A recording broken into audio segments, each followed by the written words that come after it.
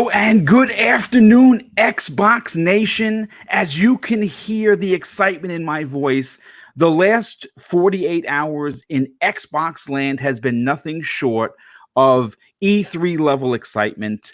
There is so much to talk about that I literally lost sleep last night, like Christmas morning excitement, because I could not wait for the 12 o'clock hour to have everyone get excited about the brand that we love the best. And we have an unbelievably stacked panel that has talent from top to toe. So let's get into the introductions. So, of course, we can get into the topics. We're going to start off with one of the cogs that keep Double Barrel Gaming and, of course, the Xbox Factor podcast rolling each and every week, sometimes even twice a week. Zemi Games, welcome to the show, dude.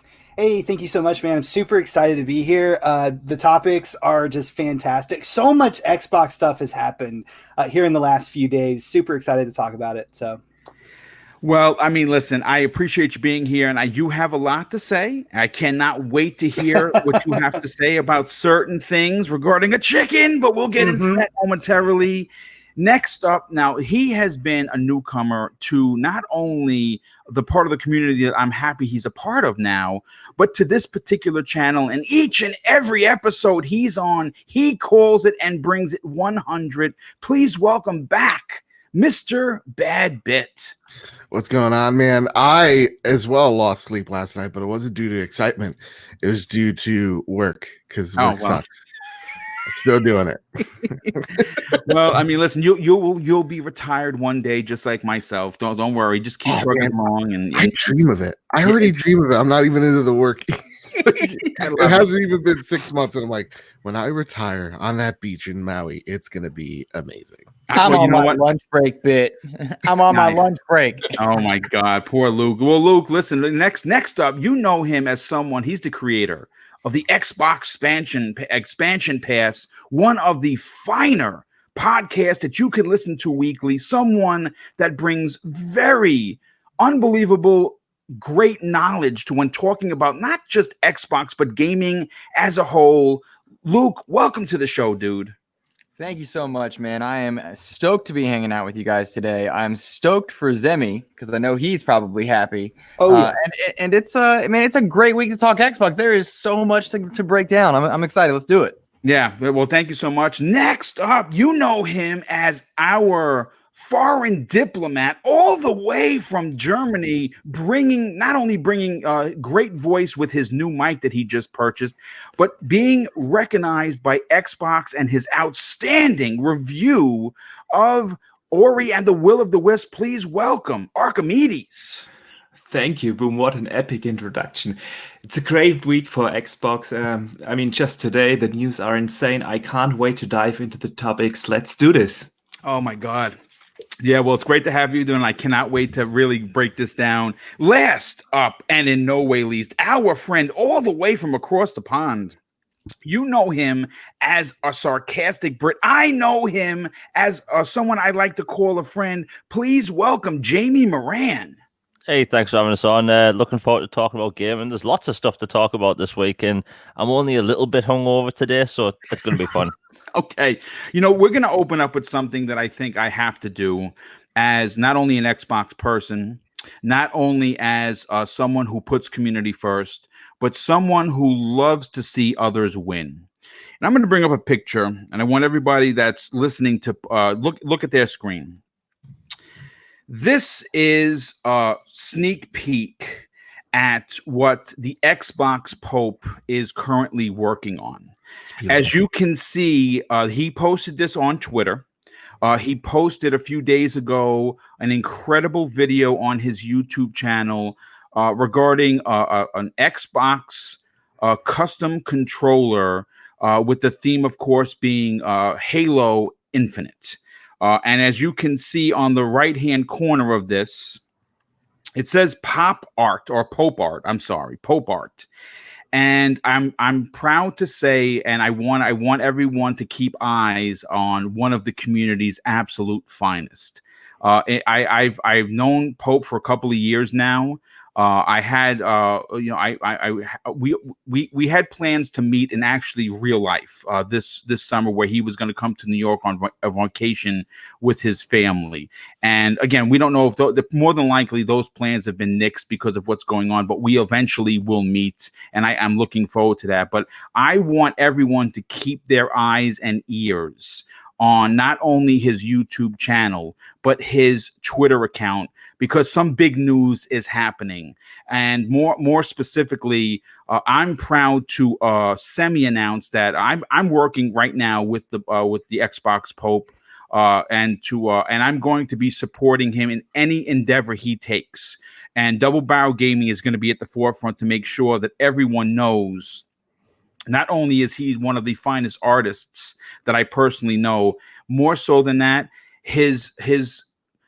the way he treats people in this community is unbelievable, and he goes out of his way, and it's something that needs to be lifted up. And I'm going to be one of those people holding the Pope very high on his throne. So listen, just like I said, just keep your eyes and ears open to his YouTube channel as well as his Twitter account. Big things are happening, and I'm going to be honest with you, I could not be more happy for him. He's more deserving of it than you could possibly know. So let's continue in with some smaller news. This dropped this morning. And yes, if you did not know, Red Dead Redemption 2 is coming to Xbox Game Pass on May 7th. And this was dropped by not only Major Nelson, this was dropped by Xbox Wire, and the community went absolutely ape shit, and for good reason. Not only is this one of a couple of years ago, one of the biggest games this generation, but to have this game show up in Game Pass completely removes the nonsense about Game Pass is only filled with AA and single A games. And all I can say is, well, there you go. If you don't have Xbox Game Pass, here is a great reason to get it. So let's get the panel's opinion immediately. I'll start with Zemi. Zemi, what were your personal thoughts waking up to the news that Red Dead Redemption by Rockstar Games is going to be a part of Xbox Game Pass? Xbox is just killing it, man. I mean, like, here's the thing. Like, this isn't even the first time that Xbox has dropped a really, really just banger of a game on there that a lot of us just never really thought would be coming, right? And this just shows how far the service has come. And I'm not particularly excited about this for only the reason I've already played the game and I already own the game on my Xbox, right? However, I am excited for a lot of people out there who haven't played the game yet. But what really excites me the most about this is if they just got, Red Dead Redemption 2 on here, what is going to be coming in the future? And really anything could be, right? Because this is just such a massive, critically successful, high-budgeted game, and they're able to get it on the service. It just has me really, really stoked to see what happens, what comes to the service in the future. It's funny you should say that, because Mr. Bad Bet, I want to bring you in on this conversation. For someone that I don't know personally, that I have spoken to, and they have mentioned me on their show, Paris from Gamertag Radio, a fantastic Xbox podcast. Danny has been not only the lead voice there, was inducted into the Podcasters Hall of Fame. But they are a trio of really good dudes. Yep. And Paris tweeted this morning, says, ha ha ha, I keep saying that Game Pass is a no-brainer, best value in gaming, and you keep proving me right.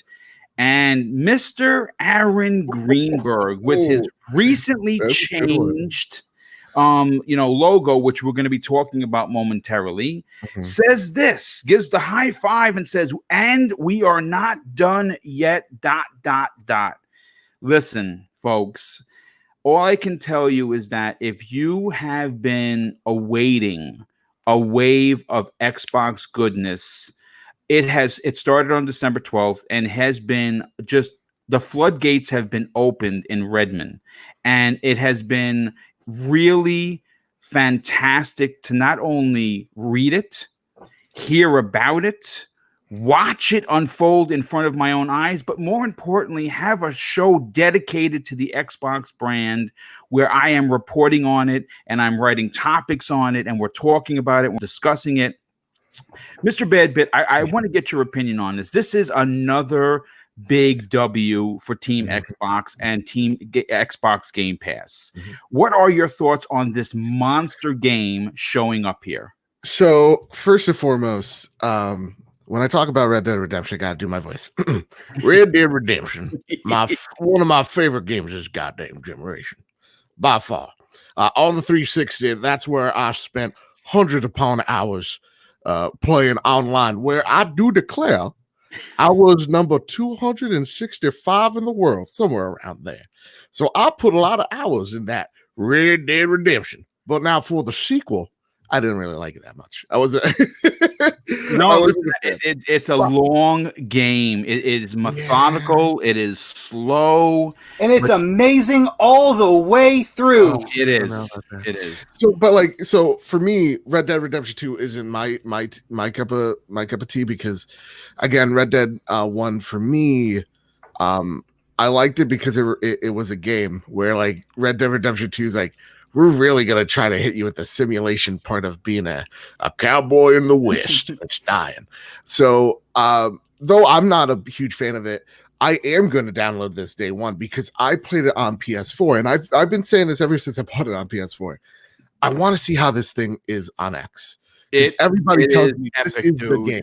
Yeah, this is the game that warrants that X purchase. So I want to see it. I'm no way I'm gonna beat it, but this is huge for Game Pass, and this is something I think everybody's kind of been stressing is that, you know, when we get hooked on these boxes about like which one's more powerful, we got to remember at the end of the day, Xbox's mission is to make Xbox Game Pass their platform. Yes, and they're killing it. Like there is no denying that their bank account is so steep that they can go out and pay $2K for these huge games. Like, yeah, Red Dead Redemption 2 didn't light the world on fire like previous GTA 5, but it still does banger numbers. So to see them add this in addition to what already is a great service, real talk, I've not heard anyone say Xbox Game Pass sucks. Yeah, well, if people have tried to downplay it, but you can't. No, you really can't. This is fantastic, and it gives me hope that how we've seen it this month with Xbox killing it, and then we saw PlayStation now. They try their best, but like you see, like they have Control on there as well. We're starting to see these big services get bigger games as they look to see that recurring income, that Netflix style being very attractive to them, especially in the current climate that we're in. Yeah, man, it only gets me wondering because this game is huge. If they're being very broad with "we're not done yet," of like, oh yeah, because next gen, all your Xbox exclusives are going to be there, or if there is something truly something huge that we don't see coming like next week or the week or two, that. What's bigger than Red Dead Redemption this generation? You know what I mean? Like, what is a huge AAA game that is of the scale of this game? That's the question right there, man. Witcher 3. Witcher 3 is already on there. Witcher 3 is already on there. Well, yeah. So I'm curious as well, Bit, and I gotta tell you, it's interesting that Red Dead 2 is coming in. It's the right time for a game like that because I have not played it yet, and it is one of those slow, methodical games. Well, I got time now, that's for sure. So it's coming in at a good spot. Interesting, though, Grand Theft Auto 5 is exiting on that same rotation. And to me, that was a short turnaround from Grand Theft Auto being on there to off, unless my memory is misserving me. And so we might be seeing a faster rotation of games in and out. And I'm a big believer that they need to rotate games out. You have to curate properly. Yes. So they get spotlight and the deals are lucrative for the developers. And I think that's a worthwhile thing. But it's interesting because for a couple of reasons. One, what is bigger or what else could come for Aaron Greenberg, of all people, to say we're not done? But then also for them to rotate Grand Theft Auto 5 out. And you can still get the discount. For anybody in chat, you can get the discount right now for having Game Pass and buying Grand Theft Auto 5 before it leaves. So you can get it for something like 20, 25 bucks somewhere in there. Again, if you don't already own it, I'm shocked, to be honest. It's only $1 for Game Pass for new members. So like you're paying $1 for what is arguably a lot of people's game of the year. You know, like you get to see horseball physics for just $1, guys. But think about that. Like they went from Witcher 3 and then they upped it to Grand Theft Auto 5 and then they're getting Red Dead 2. Like they are getting bangers from outside of their own wheelhouse. And you have to tip your hat at that. Yeah. Hopefully Cyberpunk's next. Yeah. Oh, yeah. We'll bring that back around because I have a whole theory I think we might have talked about. But you know what, Luke? That was a great addition to the conversation. Let me bring in the elusive gamer known as Jamie Moran. Jamie, this is another big move that was dropped like a dime in a hat. You know, no fanfare, just boop on Xbox Wire. Hey, guess what? The Xbox world is currently on fire. It is blazing with unbelievable amounts of news. The last 48 hours for the Xbox fan base has been at a fever pace, almost to the point where, as a content creator who came into today not sure exactly what we were going to talk about, had to, if you guys remember, I had restructured the entire thing I wrote up because there was just so much news. How big is this for Xbox Game Pass? Huge. Oh, sorry. Real talk. I just break the fourth wall for a second. My last name is Moran, so all I heard was Moran. I was like, oh, he's talking to me. Sorry. Jamie, is it huge? It's huge. Like there's only 3 games of all time I actually give perfect 10 out of 10s, and this is one of them. It's probably arguably one of the best games ever made. And the fact that it's coming to Game Pass this soon, like I was thinking it would come to Game Pass maybe next year or something, but not this year because it's only 14 months, 18 months or something since the game came out. Yeah, for a game that big from 2K specifically, like that's kind of big. And I think this when Aaron Greenberg said like there's more yet to come, and you could think what game is bigger than Red Dead, and you can't really think of many games bigger than Red Dead. Yeah. But then it occurred to me that when Final Fantasy 15 hit Game Pass, it didn't just hit Game Pass. All of its DLC did as well. Multiple expansion packs. So maybe he's leaning towards that. So maybe like, a sub announcement. So maybe like other than games, maybe some certain games DLC, or who knows, maybe something else is added to the service that we can't even think of. It's huge because, especially... these times we're in right now, people want more entertainment and, people are spending more money on games at the minute, and having something like Game Pass is just handy. And then having something like Red Dead in there is just even bigger for the service, and putting something like a Red Dead inside Game Pass increase value to a service. While some people, and we're saying this online, some people will say it decreases the value of a game, which that's ridiculous. That's I think is fundamentally stupid. Whoever says that, 100%. Whoever says that was born and raised in a circus. I love it. So you're saying they're part of the clown car exhibit, is what you're saying? Oh yeah. Okay, excellent. I want to make sure. I wanted to clarify that. As I've said before, not all clowns wear makeup, but we can see it online every day. Very nice. Well put, my friend. Well put. It's just a big deal. It's a big game for people to sink their teeth into. And Grand Theft Auto was big for the service. And the thing is, Grand Theft Auto, I'd say it was arguably bigger just because of its multiplayer component. Because when it comes to Red Dead's multiplayer, it's more fun to drive around in a car listening to the radio with your friends than holding the air button and riding a horse.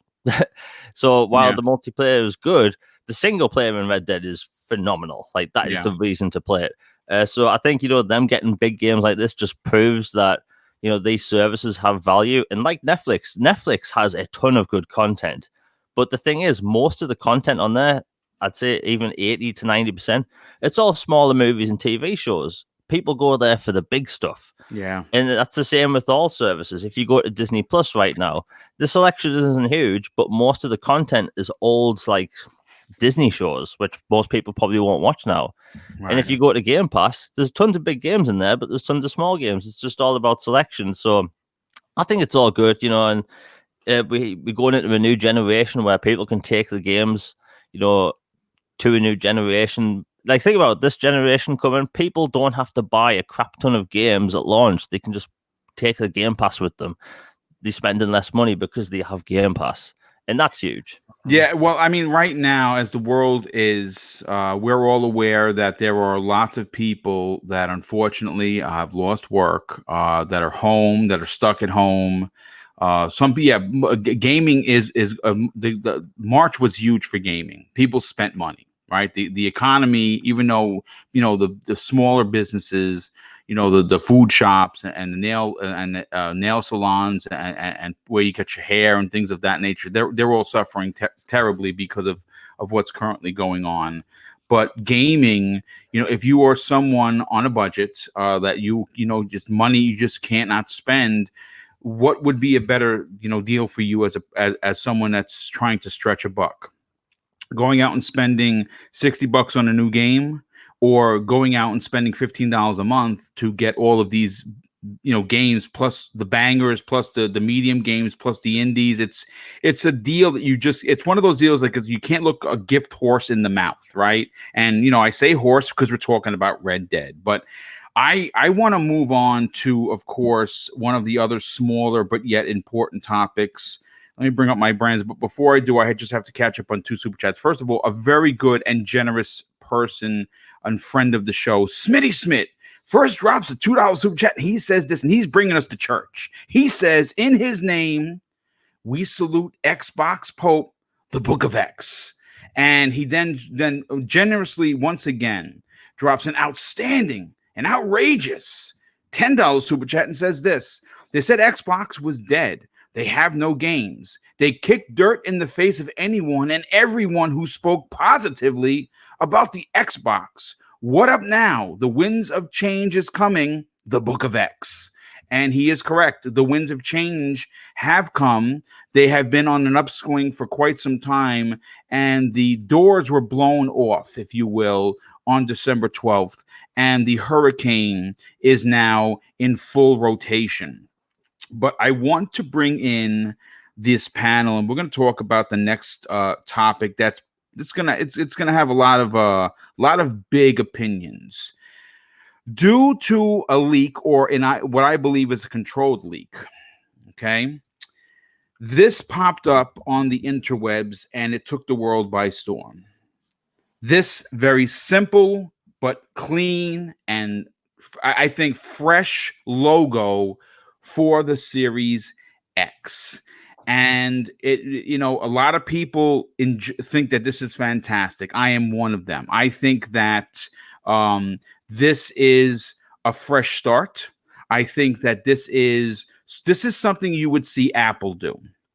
Right, when Apple was starting to lose a bit of ground, when Samsung came in on the scene and Android started to really move hardware, especially for the Samsung phones, they did a rebrand for their phones, and they had a new logo. It's not similar to this, but it was a clean cut, fresh logo that got people excited. And I think that there's a lot to get excited about a very simple logo. I think that it's fresh, it's clean, it's simplistic. It just says new for me.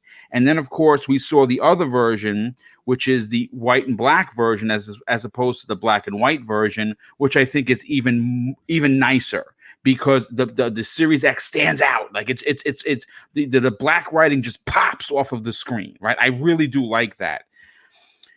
And I think that the reason why there is a black and white logo is because if you had read Jez Corden's article about how the developers were excited about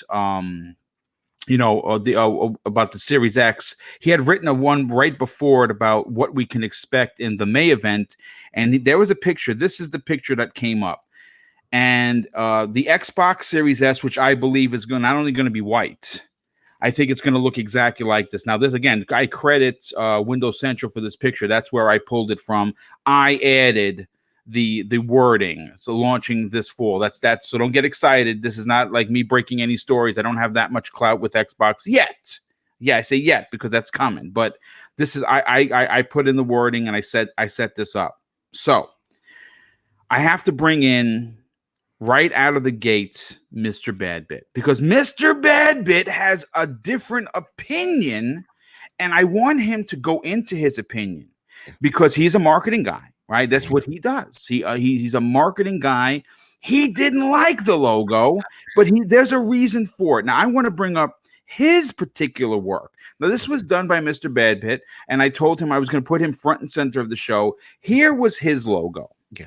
And I told him I like it, but I wouldn't use it. And I'm going to tell you why I wouldn't use it. But Mr. Badbit, let's get you in on this conversation. First of all, tell us why you didn't like the logo and why, as a marketing guy, you decided to make your own. Well, first off, I decided to make my own because I was very bored. Secondly, after we had a talk, I actually think your reasoning makes a lot of sense, and that's why. All right, you know what? So let me lead with that. Yeah. Let me lead with that. First of all, let me just catch up on 2 super chats. First of all, Gamer by Choice drops an outstanding and very generous $5 super chat and says this: Red Dead Redemption 2 was one of the most amazing stories I've ever played. I hope GTA 6 has the same character involvement as Red Dead Redemption 2 does. Yeah, no, I agree there. A very good friend of the show, very generous friend, Sin Vendetta, drops an outstanding $10 super chat and says this: with Red Dead Redemption 2 coming to Game Pass, I'm more and more convinced that Cyberpunk 2077 will be in Game Pass day and date, but also that CD Projekt Red will be joining Microsoft Game Studios as well. Oh my God, the world couldn't handle it. Right now we're in a pandemic. If they announced it, the world is cracking open, and it's going to be like dinosaurs are going to come back if that happens.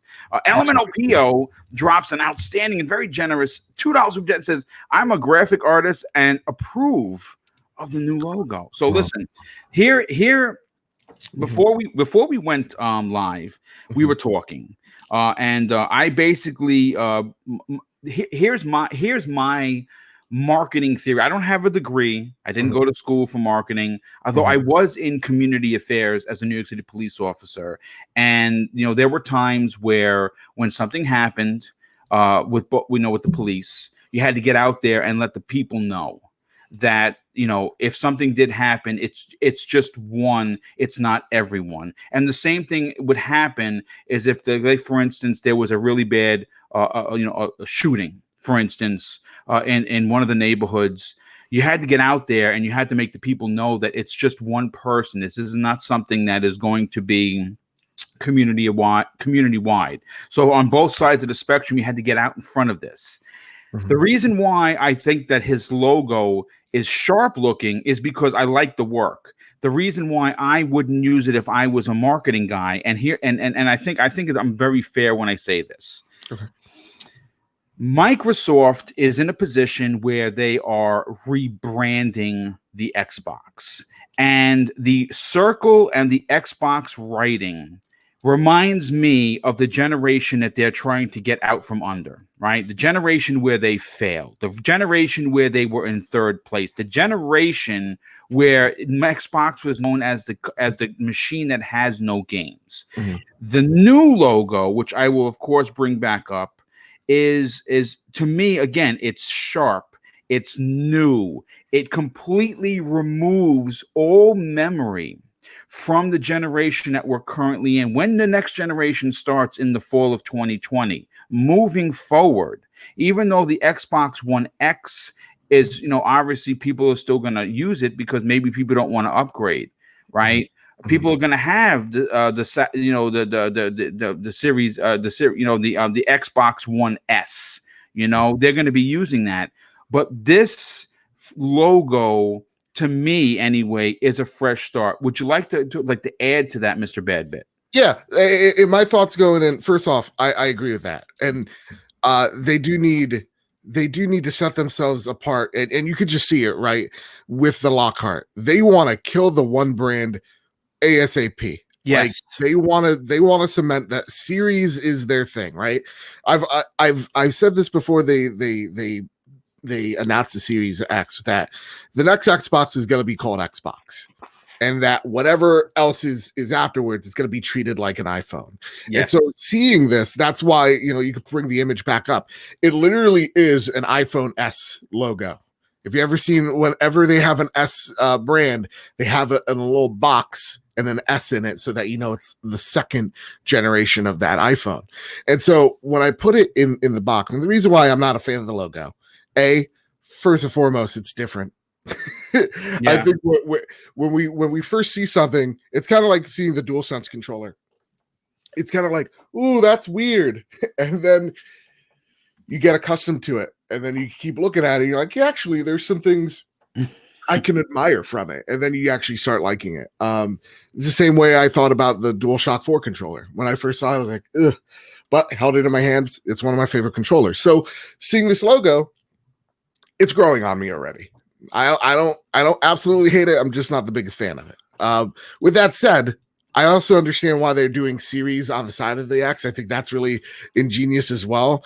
But when you put it against the Xbox logo, when it just says Xbox and the emblem on the side, it assaults my eyeballs in various different ways, where it's kind of looking at the Series name on the side with then just the normal font, how you would normally read it, and it boggles my brain a little bit. That's why I'd rather it be a little stamp in a box and then Series up top, so that my eyes are reading, from left to right and just normally, and it's not like struck by the Series. But I think that's their intention. They want you to be struck by the difference. I think the shock and awe that you're referring to is something I didn't actually account for until you said it live. Mm-hmm. And that I think makes me enjoy this logo even more, because it's doing just that. For me, when I saw it, I kind of took a step back. I was like, oh, like I was a little moved by it. I want to bring in Zemi Games, because Zemi Games is going to fly in like a superhero to defend your logo. But before I do, let me just thank Bruno Carvalho for the outstanding $2 super chat. And he says this: should praise Rockstar and Microsoft for making this happen. Yeah, no, I absolutely agree. They're going to be getting lots of kudos and praises over the next course of whatever the remaining of podcasts are going to be for the rest of the week, because there's a lot to talk about. But Zemi Games, what are your thoughts on the new logo? But more specifically, what do you like about Mr. Badbit's originally designed logo? Well, I mean, so with like the whole Badbit logo kind of thing, like what I was more or less talking about, like previously before the show, how you were talking about how you think that Xbox is trying to expand away from all of, I guess, the bad things that they've done and all the negative connotations that could have to do with the brand. And that's why they're going with this, new logo or whatever, instead of, the old. I just kind of, I guess first off, starting with that, just kind of disagree with that, because I don't think that should be a solid enough reason for someone to try to change their logo, especially with such an iconic logo as what is currently the Xbox logo. Because I understand where you're coming from with that idea that they're trying to get away from all the negative connotations, all the bad things, I guess, that their brand might have in people's minds. But at the same time, just from a PR standpoint, you can twist the story, you can change the outlook of your brand. And I think that that's exactly what they've been doing these last few years. So instead of people looking at the Xbox logo and thinking, 2013 PR disaster, they can look at the Xbox logo and think of all the good things that Xbox has done with Game Pass and with all the different things. And so kind of from that point of view, I just kind of disagree with the whole idea that they should change their logo because to help with, I guess, people's idea of the company going into the future.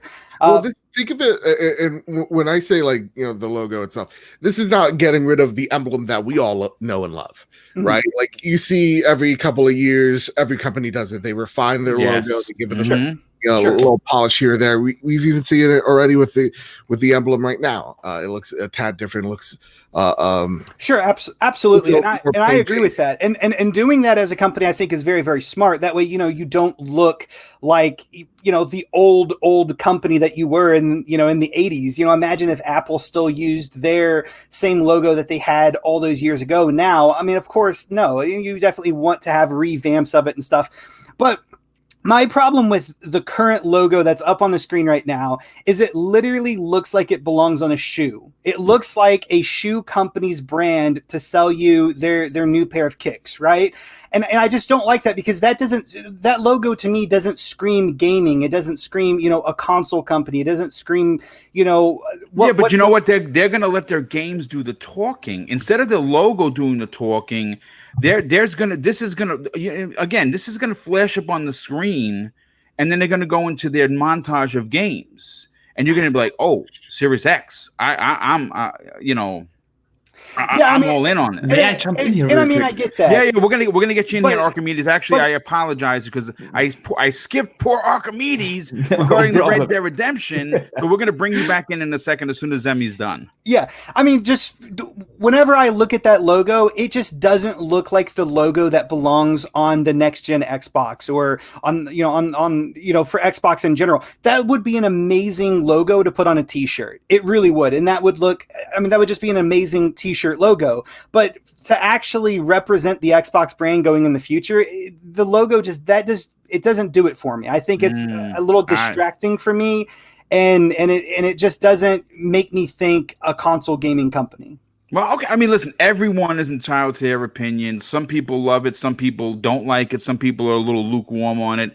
Archimedes, I'm going to get you in right now, dude. I'm going to get you for a two-parter here. But before I do, I have to thank Kid Smooth, the best bot. You know who he is. He's been on this show before. He drops an outstanding and outrageous $10 super chat and says this: the logo is not changing. However, branding for the Series X and Series S will have a certain mature look. You got to see how this logo will appear. We haven't seen that yet, and that's true. Remember, this isn't officially released. This was a trademark leak. Now, I still think it was somewhat of a controlled leak, so to speak, but it's a leak nonetheless. And a very good friend, first responder. Someone that's been on the front lines for many, many years of his career, Scrub Nurse, drops an outstanding $5 super chat and says this: I think the logo is sleek, especially with the black and white. I agree. I've been enjoying the moves that Microsoft have been making now for the exclusives. Yeah, that's what's coming up. Now, Archimedes, first of all, I have to apologize for being a horrible host. Somehow or another, I let this show get away from me, and we didn't get your opinion on the levy of weight that comes behind having of Red Dead Redemption 2 come to Xbox Game Pass. So let's start with that. What are your personal thoughts on how big of a deal this is for not only the Xbox brand, but more importantly, Xbox Game Pass? First of all, don't worry about it. Well, the Red Dead thing, most has been said. It is awesome to see such a big AAA game coming to Game Pass. The first thing that popped into my head was, if they dropped that news on a random Thursday like this, what else are they working on? Yeah, what else do they have in store? I mean, they have that big digital event coming up. We all know that it is coming, and usually you save an announcement like that for one of these events. And if you just drop it out there, they must have something else they want to announce. And Aaron Greenberg was teasing it. The only thing I could think about is they will announce a big AAA coming on release into Game Pass. I think you can't trump Red Dead Redemption right now. I don't know if there is a bigger game out there at the moment, and the only thing you can do is to announce a AAA release from a third-party publisher coming at launch into Game Pass. This is the only thing that I think that can trump that. So I'm really excited that it is coming like this to Game Pass. I, of course, already played it. It's unfortunately like with most of the big hitters that come to Game Pass, I already own them. I just buy too much games. But it's fantastic news for everyone who hasn't played it. And yeah, on the logo thing, I just wanted to jump in here real quick because we're going to get your opinion on that, because that was going to be the second part of your question. A lot of people were taken aback by the logo. Some people love it, like me. I absolutely love it. Zemi had a really fantastic opinion about it. Mr. Badbit had a fantastic opinion on his thoughts and theories behind it. What are yours? Yeah, I think it looks very modern, very simplistic. This is just how modern logos look like. But I don't think it is just a logo in the sense this is the new Xbox logo. We will still have that circular X as a logo. You will see that in every box. This logo screams to me it serves a certain purpose. And we all know that the Lockhart is coming, the Series S. And you can easily exchange that X with an S. And it is a logo that serves the purpose to distinguish in between the two consoles. The Series is not dominant. It is written on the side upwards. And then you have that big X, and you can easily switch it out to an S. And suddenly you have a logo with which you can distinguish the two different SKUs coming in the next gen, because this will be something new. We haven't had that before. Yeah, you could argue, of course, we had it with the Xbox One S and the Xbox One X, but those didn't launch at the same date. And it was the One X was really, really introduced into the market, and they will now drop two consoles probably at the same time. And with that logo, they can really distinguish in between the two boxes you can buy. Yes, that's a great point. Fantastic point, actually. I like it. I think that there is a good chance that the white logo, which is up on our screen right now, which I'll bring up I think it's going to accompany this. I honestly, in my heart of hearts, believe that the Series S is going to be a diskless system. I think it's going to be exactly what Dealer and Colt and the rest of those incredible podcasters on RDX have been talking about, where it's going to be 4 terabytes. It's going to be a smaller system, but it's going to be the entry level console to get that casual market that do and have been playing digitally for many years. And I believe it is going to be launching in the fall at $299. I think they're going to get it. And I think that having these distinctive colors and logos for each one of these systems is going to be big. It's going to be, because you remember one of the running jokes or arguments, and Luke, I want to bring you in on the conversation. If you recall, and I know that you talked about it not only on your own show, but you've talked about it on this particular podcast before, how there was people are going to get confused. You're not going to know. Grandma is going to buy the wrong box. Right. And I think that this really just fixes all of those problems, because it's so removed from the old Xboxes, which are being phased out, by the way, which are probably not even going to be available to buy on your local Target, Walmart, or wherever. And you're going to have these on the shelves, and it's going to be easily distinguishable. The black one is going to be for the hardcore, right? And the white one that I have on the screen right now is going to be for the casual audience. And Microsoft attacking this Trojan horse that I've been calling and banging on this drum for months now, and Zemi could back me up on this. I have been saying is going to be the deal breaker, and what puts Microsoft, and I'm not saying Sony isn't going to challenge them. I'm saying that the plan that's in place right now is big, but I'm interested to hear what your thoughts and theories on the freshness of this leaked logo. I think it's a great accompaniment to the standard logo, and it helps with the moniker. I think it would look good on box art to distinguish Series S, Series X. I think it does look great as like a clothing piece. And to me, if it is staying true that this is something that they will use, because they trademarked it, they didn't necessarily mean they're going to use it, but if they use it, I think it's a great outside of the box type marketing. It does match some of their clothing lines, I think, a little bit. It's fine. Like I don't understand. I think that the outrage or the love, it reminds me of when PS5 did theirs, and it was fairly unoriginal, status quo. Like they shouldn't and didn't need to change much to be happy. Whereas Microsoft did. They do need to break away from this generation's mindset. So I like the contrast to Sony's approach as far as branding because of their two different positions in the market right now. But I didn't get super passionate. I like it, but it doesn't break my mold or break my mind. It just seems to me to make sense to have a distinguisher next to your brand. I think it looks good next to the standard stuff.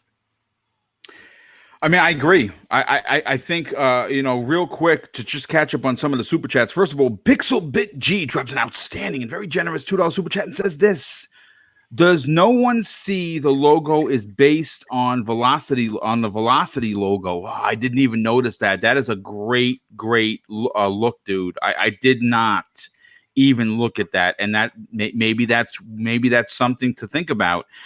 Sin Vendetta drops an outstanding and very generous additional $10 super chat, and what he says makes a lot of sense and why I like this logo even more. He says Microsoft has been wanting to drop the One branding for years now. This logo is part of the new series era for Xbox. This is Phil Spencer's new era for Xbox, and this logo really speaks to that. That is very well said. Now, as we cross into uncharted territory of 410 people already here, we're not even an hour into the show, let me bring in Jamie Moran. Jamie, you have been very vocal about what Xbox has been doing. You have been a big proponent of the aggressive behavior, something that was absent almost this entire generation. What are your thoughts on this new logo? Do you like it, hate it, or somewhere in the middle? I like it, mainly because of one reason. We've had these logos for 3 years. Like, I don't know if anyone remembers the split S and the split X is what we have for the One X and the One S.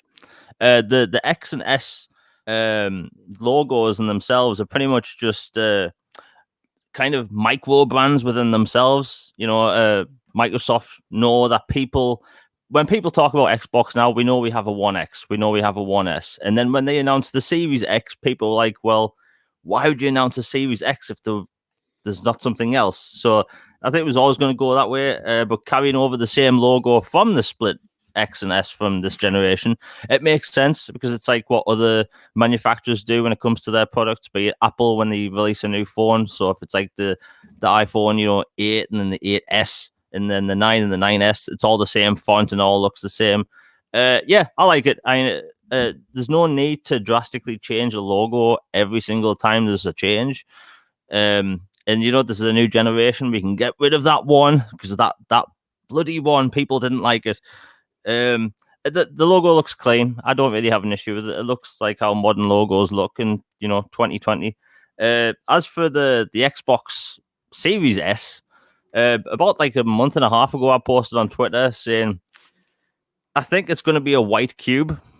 And people said I was nuts. And then I just see all these renders coming out. It's like, it's going to be a white Xbox GameCube, which, even though I'm not in the market for an S, a Series S, I kind of like the look of it, though.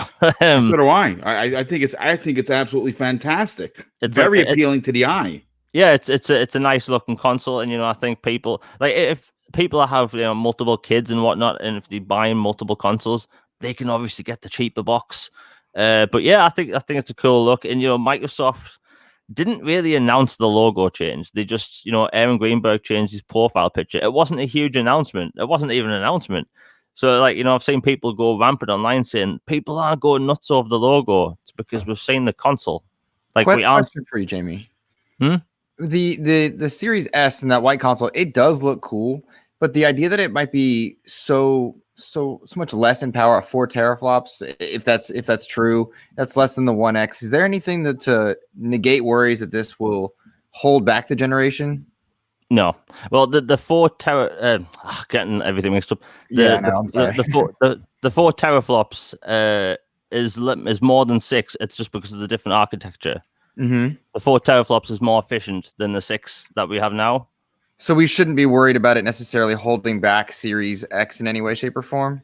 No. I mean, it's going to have the same amount of RAM and the CPU and stuff. So I don't think people have to worry about that. And look at scalability right now. You have people making games for the best graphics cards on the planet that still run on like 1070s. Like it's not really going to be much of an issue. And then you have to remember that for the next 2-3 years, we're still going to have developers from all over the world making games for the Xbox One, PS4, PS4 Pro, Xbox One X, and the Switch. So it's like for the next 2 or 3 years, nothing's really going to be like concrete for next gen. But as for like the Series S, I've been pretty vocal about it online, saying that I don't know if we haven't launched with 2 different SKUs for a console before, and I haven't said it was negative. I haven't said it was positive. I was kind of Schrodinger's Xbox Series S. I didn't know if it was good or bad. But considering the current climate we're in right now, I completely agree with Microsoft's decision to do a Series S, because a lot of people this holiday aren't going to have a lot of money, and you're going to have the enthusiasts. Like I've been saving for a Series X for a while now, so like I'll be getting one of them. But like, not everyone's going to be able to do that, and the fact that they're going to have a cheaper console out there that will have some ray tracing features, that's going to benefit a lot of people. And going into a new generation during a potential recession, I think it's a good decision. I mean, listen, the moves that they are currently making are Xbox as a brand is unprecedented in what they've been doing. We've all complained. I mean, let's call a spade here, folks. Okay. I'm not going to say that I have been banging the drum to see anyone fired. I'm not going to say that, that what they've done in the past wasn't, fallible, because there were a lot of holes in the Swiss cheese. And, we know why those things happen. And those people are no longer part of the Microsoft corporation. And Phil took over, and he had a lot of big plans, and all of those plans, as we know, are coming to fruition.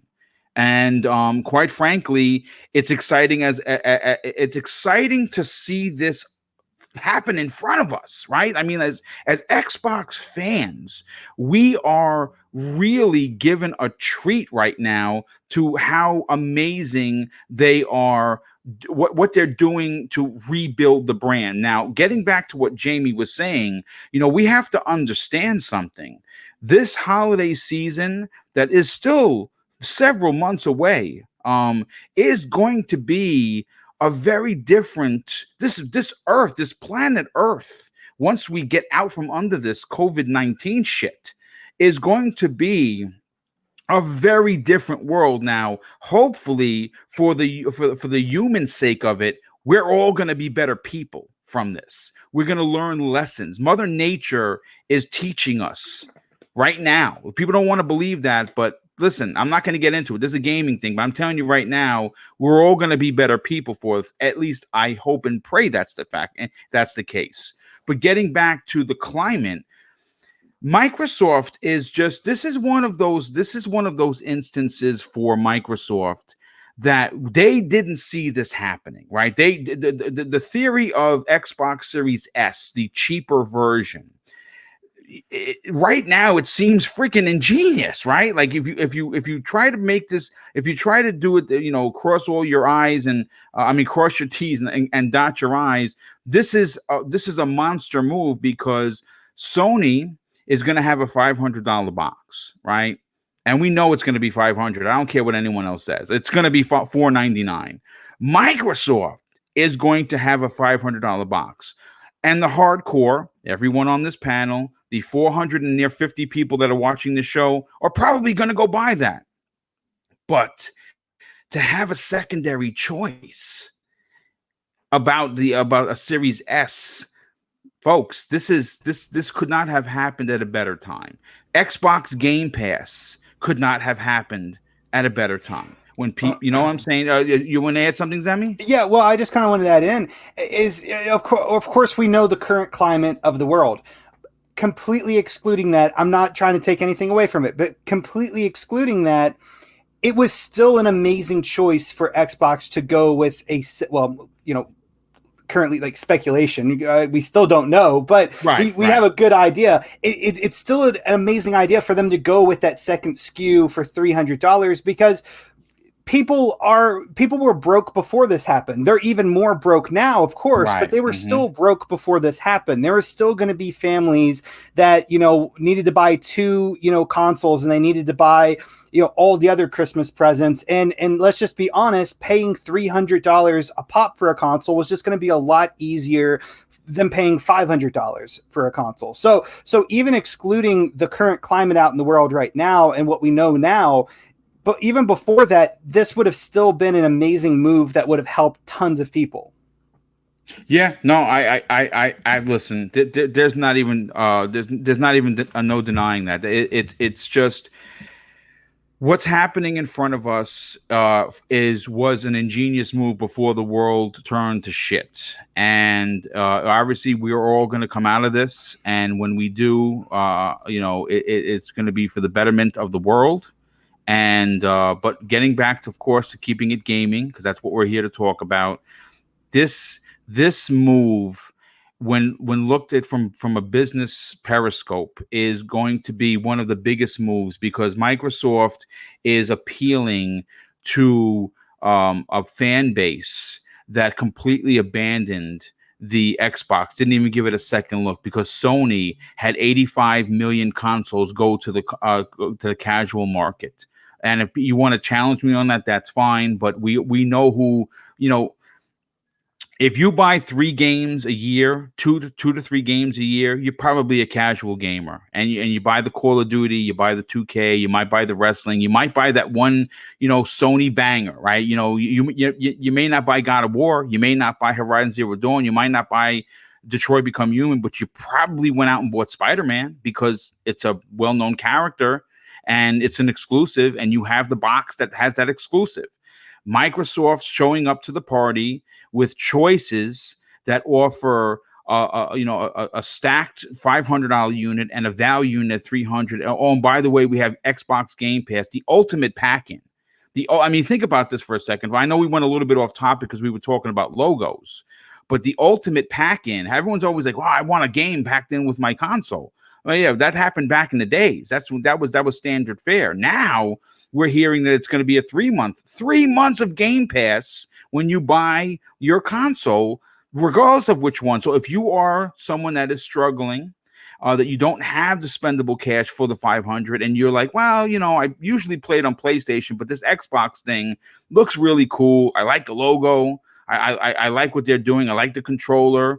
And that Xbox Game Pass, I've been hearing nothing about it, but when I bring home my console for 3 months, I'm getting 200 plus games for free. All I got to do is just buy the console. So it is an ingenious marketing move. It's aggressive. It's unlike anything that we've ever seen before. So it's, I'll put it this way, and I'll end up with this.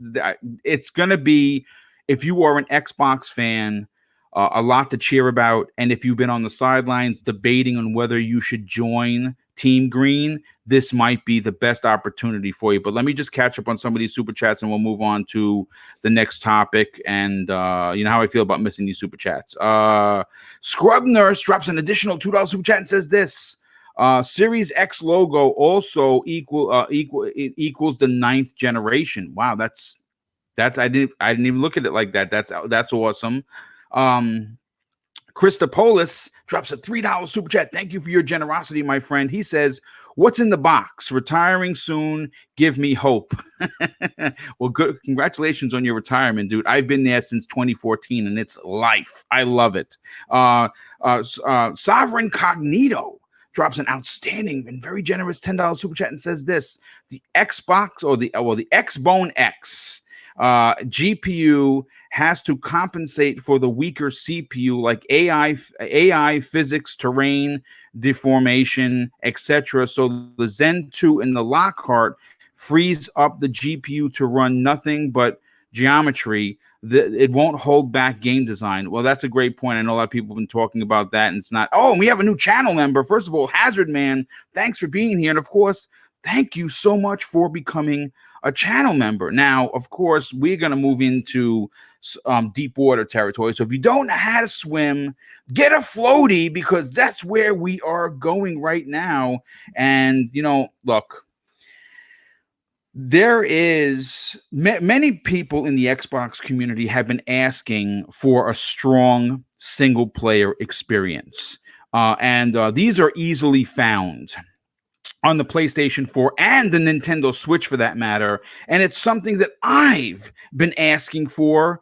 And one of the most requested titles has been Fable. Now, yes, we did talk about Fable. This might be the third or fourth show in a row, but quite frankly, we have some new, hot, and tasty informations. Now, the rumors of a Fable reboot have been swirling for years. And at the end of this swirlingness, if you will, Playground Games has been front and center in what most are saying is responsible for rebooting Fable. Now, we talked, I think Zemi might agree with me, harshly this Tuesday that just passed, regarding Fable and chickens and kicking chickens and whether or not they have a place in the Fable universe. So I obviously am going to be going to him first when I bring up this picture. Now, in what is making the internet completely lose their shit, if you will, was this picture.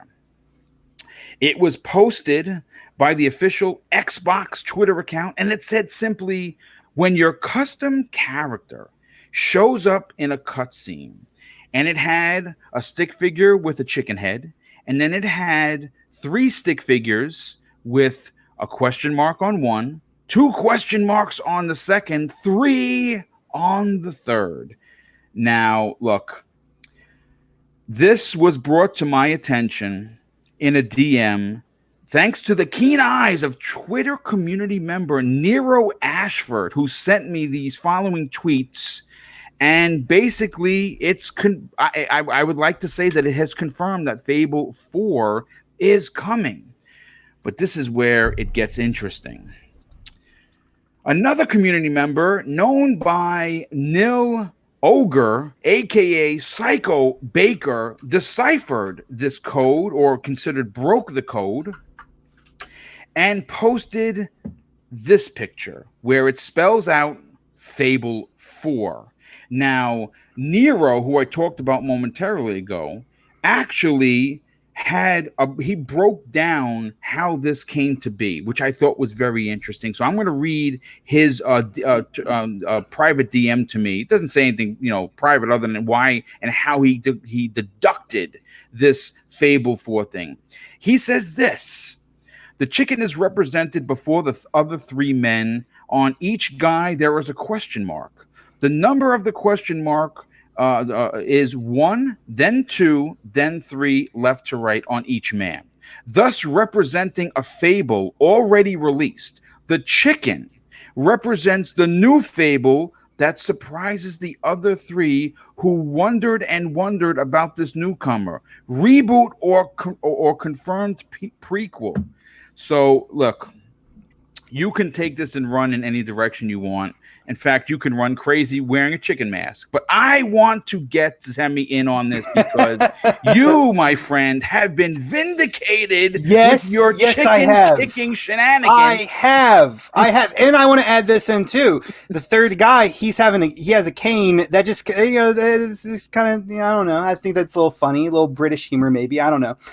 But yes, no, I think this is a great lesson of why chickens are important. Fable. And then I'm done. No, I've had so much fun in the last 8 hours that I've been awake since I saw this, because the amount of chicken tweets I've seen, like chickens being kicked, them flying, clucking, by all the over hundreds. Like, I love it. I love it. And this just kind of, once again, kind of just goes into what I was saying. Fable, chicken kicking is a huge part of Fable. Like it always has been ever since the very first game. It's just part of the atmosphere of what makes Fable Fable. And Xbox, they actually tweeted out a tweet, and they were talking about, could you really be the hero without wearing like a chicken head or something? And that just made me so happy, because they understand me. They understand what Fable is to me and to millions of other fans. Vindicated by Xbox. Yes, I have been, and I love it so much.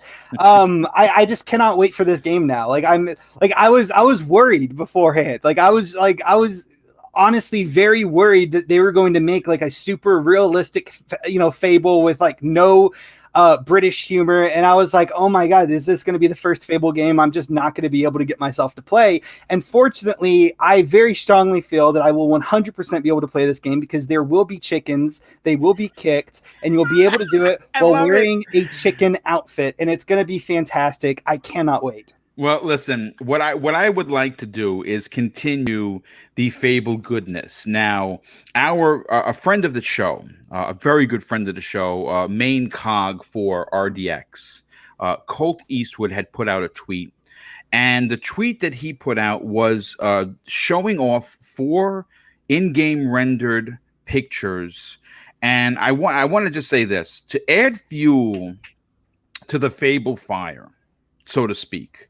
Here are some absolutely incredibly beautiful Unreal Engine artist renditions by Harry Biggs, and he's assigned to the RPG team at Playground Games. I'm going to cycle through some of these pictures, and I'll start. Before you get on out of here, Zemi, and we bring somebody in. Here's the first one. This is from the game that they're working on. Now, it screams Fable to me.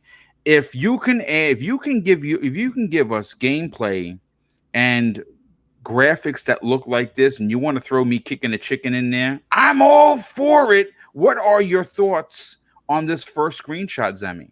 I think it looks beautiful. And you know what it reminds me of? It kind of actually reminds me a lot. You remember, this was months and months and months ago.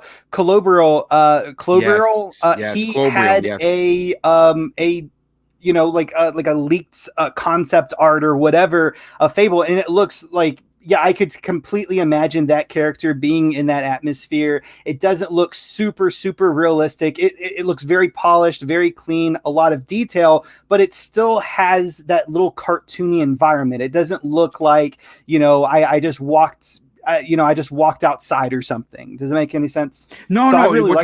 What you're saying makes a lot of sense. Listen, it's the first of 8 screenshots that I have. So I'm going to keep cycling through these as I continue to move on to, of course, the absolutely outstanding panel. And as we close in on I believe we're going to break 500 people watching live, I want to just say, if you don't mind, and it's not going to hurt you, I promise, just hit that like button if you're enjoying the content. And of course, if you're not subscribed and you're thinking about, like, wow, I just found this channel, this is amazing, and you're enjoying it, please consider subscribing to the channel, because I think, what you're going to get today is what you're going to get always. You're going to get fair speak. You're going to get lots of laughter, lots of fun. We're not usually negative, but we will talk about a topic that requires negativity behind it, but we'll do it from a way that's not intrusive. That's not going to be like, oh man, they're browbeaten again, So it's so I say welcome to everyone. Every console, every flag that you fly is welcome here. And I want to bring in Luke. Luke, this is exciting. But before I do, Luke, I just have to catch up on some super chats. Six Slayer drops an outstanding and very generous $2 super chat and says this. Great podcast. First chance I've had to listen. Well, thank you, dude. I appreciate that very much. And it's great that you're listening live. Kiz drops an outstanding $3 super chat and says, could it suggest 3-player co-op similar to Destiny? Well, We're going to get into that in a second because I said that on Twitter and I got booed because people were like, well, why do you want to bring multiplayer into Fable? Because I think they both could work. But we'll talk about that in a second. Well, and it's already been in the game before. It has been in the game before. It absolutely has, yes. And JD Gamer, very good friend of the show and very generous friend of the show, drops an outstanding $5 super chat and says this: I cannot wait for Fable. It was part of the original Pillar of 4 on the Xbox. He is correct. I cannot wait till the return of RPGs of note from first and second party. I agree. And Gamer by Choice shows his generosity once again and drops an additional $2 super chat and says, reminds me of Knights of the Round, which is what I was going to say. Yes. And Luke, I'm going to start circling in some of these pictures. Here's a shot from it's the sun is glaring. In the left hand corner, there looks like to be a samurai almost. It's standing as a statue. This has a very Asian look to it, but he is part of this team. Where are they taking Fable? I'm interested. What are your thoughts on the tweets, but more importantly, this now public artwork that's floating around the interwebs? Oh man. Well, first shout out to Slayer for your first time being here on the show. It's awesome. We're all content creators that get to hang out with Boom here on Xbox Factor. So it's a pleasure to have you here looking and enjoying the show. As far as the pictures, man, I was probably one of the few people that was like, nah, Playground, these are pictures from Forza. They're doing a new Forza game. And then I've succumbed to the idea that it's Fable. I really dig the idea that there's some Asian stuff in there. I wonder how they'll capture that Fable spirit, if indeed this is Fable, because as Zemi is fond of pointing out, there's a British humor in Fable. Another one special. And that architecture is different. So maybe there's a broadened scope of fantasy exploration going on here. And that region. And that's kind of the thing. Like, what if we're portaling to different places and we get to explore different regions? Well, maybe it's safe to assume, Luke, that there is other places outside of Albion that could be a part of the world that could actually represent different cultures. Can I also just add something else in? I don't mean to cut you off again, but on that previous picture, there was cages. You know what would look fantastic in those cages? Just saying. Chicken. Yes. Yes. You're reading my mind. Chickens would look fantastic in those cages. We're already kicking them, so we might as well lock them up as well. But that's the right idea. To me, it's awesome. But that's the right idea for Fable is to capture the spirit, but do something fresh. And that's exactly what they need. And great question about the multiplayer, single player idea and concept there. I think one thing that Xbox has done well this generation in their game design is giving you the option to do both. State of Decay, Sea of Thieves, Halo, Gears, all of those have modes where you can play single or multiplayer. And some of them are tailored more towards certain experiences. But I would play Fable solo most likely, right? Me too. But I would like the ability to play with my brother and friends of the community as well. Right. And that's the kick. Like, I played State of Decay 2 almost exclusively solo. And then when I played it with a buddy, it totally changed the game. It did. Yeah. Halo, I play all the campaigns solo. And then if my buddies are around, if Bit's around, we'll jump into multiplayer, would be it co-op or single. I like the option. And so I'm all for a spirit of single player design and having the option to multi. I think that's something Xbox has done very well since the dawn of its existence, even with having that Ethernet port. So I understand that concern, but I'm not put off by the possibility of being able to join people if it's created in the right spirit. I agree. And you know what? I think that this game is going to be huge. I think that the potential to travel to different areas outside of Albion excites me as a gamer. I think that not locking it down to simply Albion is mammoth. And the fact that we're seeing all these different pictures, again, folks, we don't know this is Fable for sure. But I'm going to bring in some other pictures that might say otherwise. Now, real quick, here is something that's interesting. I did not notice this. And I'm going to read a super chat from Nightwolf3186 that explains something that I missed while preparing for this show. He says this. First of all, he drops an outstanding $10 super chat. Fable render thoughts.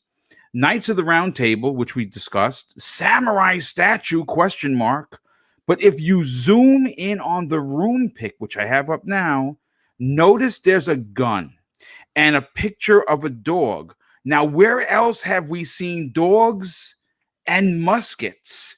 And he's on to something here. Hashtag he's on to something, because holy cow, that might be it.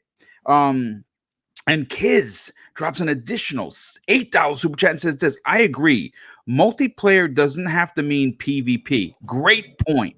Take Monster Hunter, for example. The game benefits from co-op and would feel different without it. That is a fantastic point. And maybe they pulled pointers from Capcom's multi-million selling title. You know what, Archimedes, let's get you in on the conversation here. What are your personal thoughts of the tweets from official, mind you, the official Xbox Twitter account, people's deductions on how they came up with the Fable 4 announcement, and more so that since this news has been out there, more and more pictures of artists working with Playground are making their ways to the public view? Yeah, when I saw that tweet this morning, I immediately responded to Xbox, stop teasing us and show us the game already. It's about time. And I think it will happen very soon. That event in the beginning of May is probably the point when we see the game in action. And these renders from Cold are exactly what I wanted to see. I think we discussed it last week or 2 weeks ago on this show.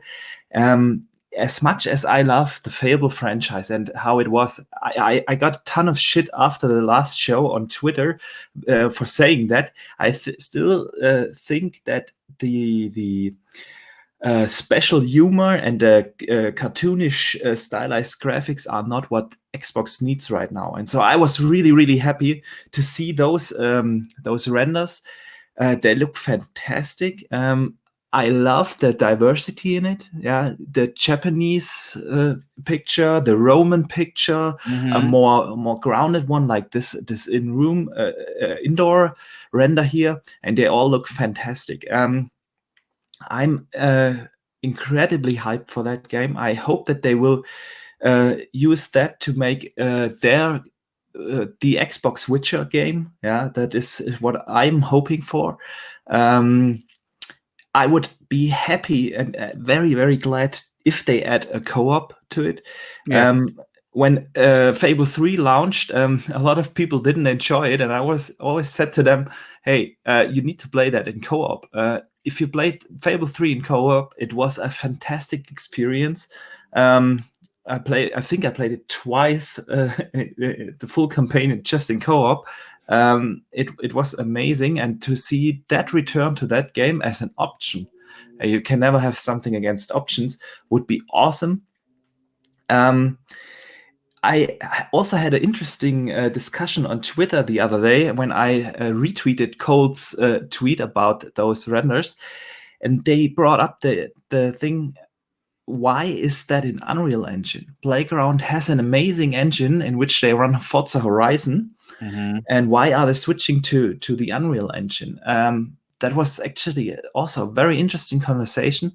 I think that they are just using the possibilities that Microsoft offers all their game studios, and they have two amazing studios in-house that know how to use the Unreal Engine. And I'm talking about, of course, the Coalition with Gears.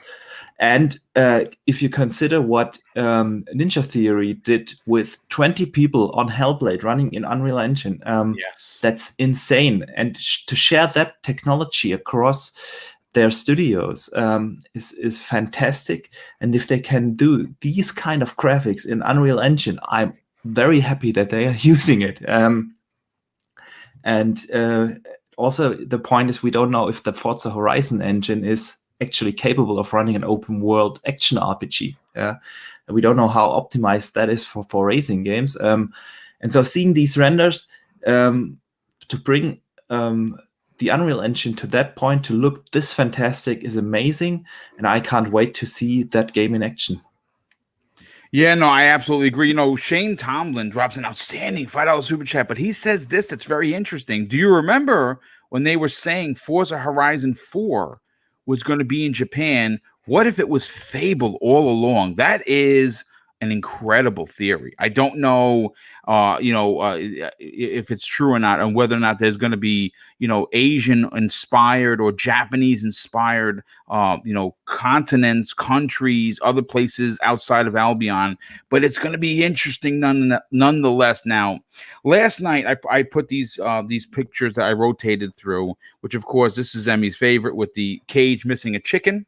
And hopefully, according to Zemi, there are going to be chickens in there that you can cage after you kick them, which is kind of cruel if you think about it. But we'll talk about that another time. 4 other pictures made their way to Twitter and the interwebs that I'm going to cycle through as I bring in, of course, the last 2 panel members that we're going to be talking about this particular topic. So, Mr. Badbit, let me bring a very Fable looking picture into the conversation, and that's this one right here that screams Fable. Now, these are dope. Not done in Unreal Engine. From what I understand, these are artists. It might be storyboards or artwork. It looks like a storyboard. Yeah. So I believe that's what these are.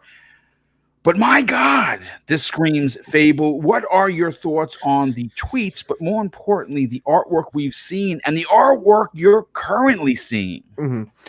So first off, I want to drink the Kool-Aid you're drinking with this whole deciphering. Like, this is like some type of it's like we're going to find the Declaration of Independence somewhere. Come on, just join the cult. I mean, right when I saw the chicken head, like, you don't need any deciphering. You don't need a crystal ball, right? Like, that is, they're teasing you indirectly, kind of directly, with, Fable's coming. And I think, when Phil Spencer's like, listen, we got 1 or 2 games at the launch, I think this is it. I think it is Fable. I think it is Halo. I think everything screams it. You need something sci-fi, first person, very, multiplayer focus, centric, still have a great story where Fable can be that single player game that they really want with some multiplayer elements as well. Xbox is really, I think I said it, I don't even know. I've been on so many podcasts. It's blurred into one thing where, Sony does really good, first person open world games. Nintendo does really good family friendly things. And Xbox projects typically are, have some type of multiplayer component to it. So I would love to have, a section of this game where I'm playing with Luke or I'm playing with you. I'm playing with everybody in this call right now. I agree. Right? Like we're on an adventure together, kind of like some, some Tolkien crap going on. So when it came to the photos, I argue because of the rock formations in the beaches that it was Fable, but you also, like the super chat said, right when I saw the rifle, I'm like, this is Fable. Right, this is it's harkening back to 2. Like, this is screaming Fable, and what we're seeing here is their storyboards, their ideas, the things that will come to be when we see the gameplay of this game. And it looks like it has a more grounded approach. If you go back to that storyboard with the guy, there you go, the Ranger, you can still see it has that Fable-ish, look about it, and feel to it, just based on the artwork. Sure, absolutely. It looks like the inn in the first town you visit, right? But at the same exact time, it still looks like this architecture could exist in our time, right? It's something you could kind of rip it out of history almost, right? So it still lends itself really well. Again, I say it every gosh dang time. I'm a PlayStation guy. I get it. Blah, blah, blah. This is the stuff that excites me. This is the stuff I've been waiting to see from Xbox that now I am seeing. And not enough credit. Phil's doing great. I may be a PlayStation guy, but I'm rooting for Phil. I think he is changing this industry in ways that we have, I know I've dreamed of when it comes to things like crossplay. And what I'm seeing here, he's taken something I love deeply, which is Fable. I played them all. loved most of them. Looking at you, Fable 3. Goddamn darkness. Sorry. Hey, Fable 3 was awesome. I Sorry.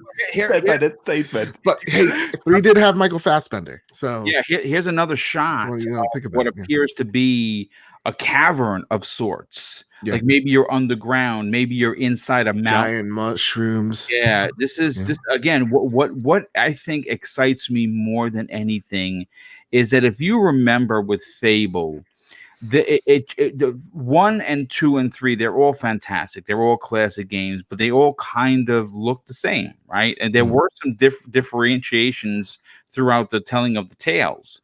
But the towns and the kicking of the chickens and the different powers and the magic and the guns, they all blended into a nice trilogy.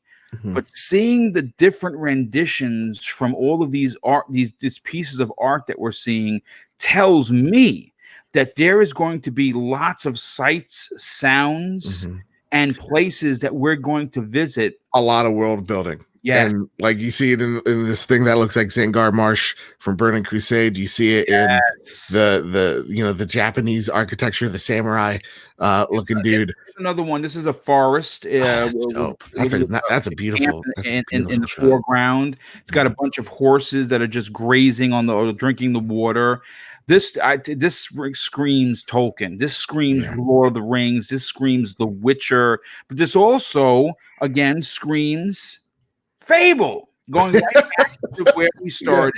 And of course, I'll bring this up because I love Zemi and chickens possibly going into, of course, cages, which they belong in those cages. Everyone knows it. Remember, he said that, folks. I love animals. He wants to cage them, but that's a topic for another time. Mr. Bedbit, have you got all your points in before I move to Jamie? Go to Sir Jamie Moran. Mr. Moran, I'm going to bring up the original one that started this conversation. The Knights of the Round. I like where they're going with all of these different pictures and adaptations of what potentially Fable 4 or Fable Reboot is going to look like. For you personally, as someone that has been a fan of the series, what were your takeaways from the tweet, almost basically confirming Fable 4, but more importantly, all of this artwork that just, I don't know, accidentally on purpose jumped onto the interwebs? When Xbox talks about chickens, it's Fable. Let's be honest. I can't imagine the Xbox Twitter account posting a picture of a chicken and it's Halo Infinite. That makes a lot of sense. So it makes sense, and like the artwork is gorgeous. I've always wanted Fable to, and I like the tone Fable has. It. They don't care about what the jokes they make and stuff. Like it's a very funny game, but it has very serious tones in the game. But I've always wanted the Fable franchise to go towards The Witcher, and I don't mean The Witcher as in super dark gritty story. I just mean the way the story's told, the way cutscenes are and stuff, questing. And I look at these and I'm like, this could be that, because like the screenshot on screen right now, that looks like Witcher 3 to me. It does. It really does when you're in the city of Vizima, like it looks like that. Yeah, it looks like Fable. I got a question for you, Jamie, if you don't mind me butting in. Yeah. If because we talked a lot about Witcher, and it always opens up the other avenue of like Breath of the Wild. Where would you want this story to go? Do you want something that's somewhat linear, like a Witcher 3, or like an open world where it is like a Breath of the Wild inspiration of just like do what you want?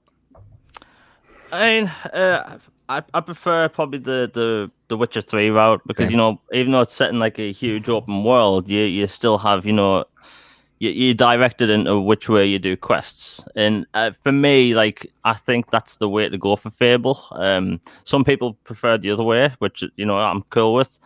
But I just like the way The Witcher tells quests. The story in that game, just everything about that game is amazing. But I would love Fable to go that direction, and these screenshots just scream that to me. This is the only screenshot that seems a bit out of place. It seems like it's almost centuries after, but you never know with video games. But the thing is, whenever Playground say they've hired for their RPG, and Microsoft talks about it, no one has ever said new IP, ever.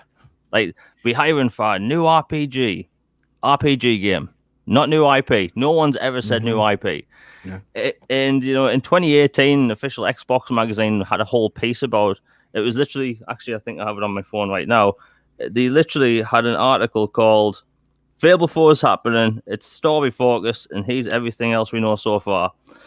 And that was August 2018. I think the cat's been out of the bag for a while, you know, and to have a British team make another Fable, that's the way to go. You know, British humor, it has to be done like that. I mean, hell, you can get STDs in Fable 2. Like, yeah, that's true. You can get STDs in Fable 1.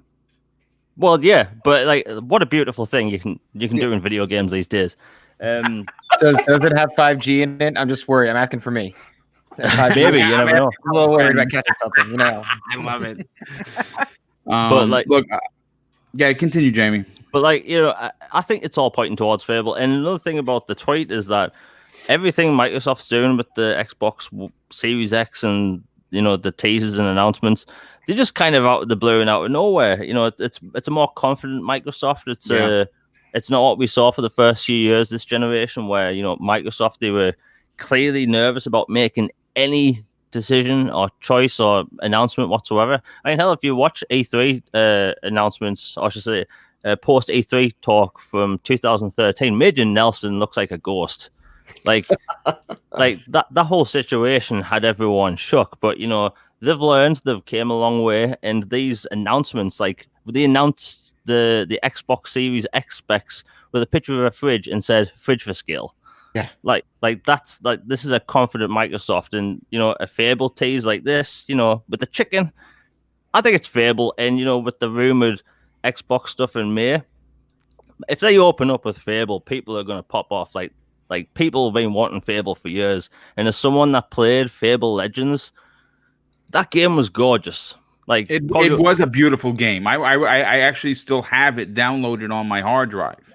But you can't play it, but it's still there. Yeah, the game was gorgeous, but it was practically a MOBA, and it wasn't that fun to play, and people wanted a proper RPG. And it looks like this next generation, Microsoft are leaning heavily into RPGs, and that's the number one thing I've wanted from them this entire generation. So yeah, I think it's Fable. Like, we should be hearing something soon about it. Yeah, no, I absolutely agree. Real quick, before we move on to another monster topic, an absolutely ridiculously monster topic, just let me catch up on some of these super chats. First of all, Abacaba72 drops an outstanding and very generous $5 super chat and says this: I think most people don't get what Fable really is.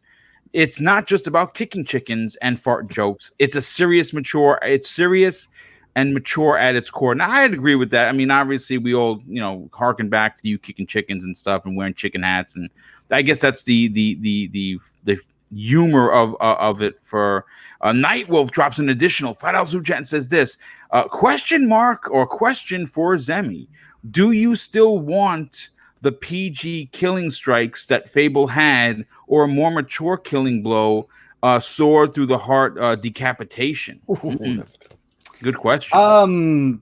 You know, honestly, to me personally, it doesn't really matter to me. I would be perfectly fine either way. If they had the more gruesome cuts or whatever, like, that'd be fine. If they kept it more PG, I would be perfectly fine with that. To me, that doesn't really matter to me. But for like the combat, one thing I definitely want to see a return of is the orbs. Whenever you kill an enemy, they drop orbs, you pick those up, and that's like the main leveling system. I would love to see something similar. It doesn't have to be exactly the same, but I still want to be able to pick up orbs off of dead, you know, bodies and whatnot. Well, if we already don't have enough leaks, because basically the dam has exploded open, our very good friend Kid Smooth not only drops a $2 super chat, so thank you for that, Kid Smooth. He drops a ridiculous bombshell that I don't even know how to respond to. Fable Leak says time travel will be in the game. Holy shit. Live on the air, time travel coming to Fable. I don't even understand what to say. Modern day. Confirmed. Listen, if they go to New York City and he's running around jumping over taxis, I quit. I'm telling you right now. Well, that was my favorite part of Assassin's Creed, was when they were in modern day. I loved it. Yeah, get out.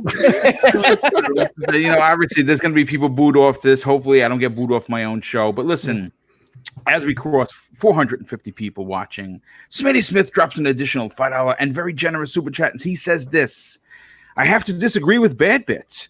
You are not a PlayStation guy. You are a gamer. How you like them apples? He says, thank you for that with the fist bump, the Book of X. Yeah. And you are now officially a part of this crew. And thank you so much for everything that you do. And welcome to the cult. Welcome to the cult. Now, I'm walking the fine line of madness because we are an hour and 35 minutes into it. We do have one topic. We have it's a monster topic. You know what? I'll see if I can sneak the Phil Spencer thing at the end. I have to move into this because this would almost be a sin upon the gaming gods if I didn't talk about where. Let me get to my awesome logo. Here we go. We're going to be talking some Halo Infinite. Now, we've talked about Halo Infinite a lot on this program, and quite frankly, the bomb that I'm about to drop is been poo-pooed by several people. Okay, which is fine, which is perfectly fine.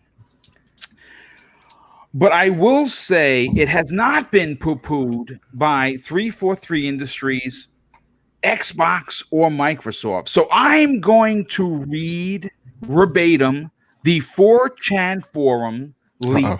Okay, now again, we have to understand this, and I want to say this before we go any further.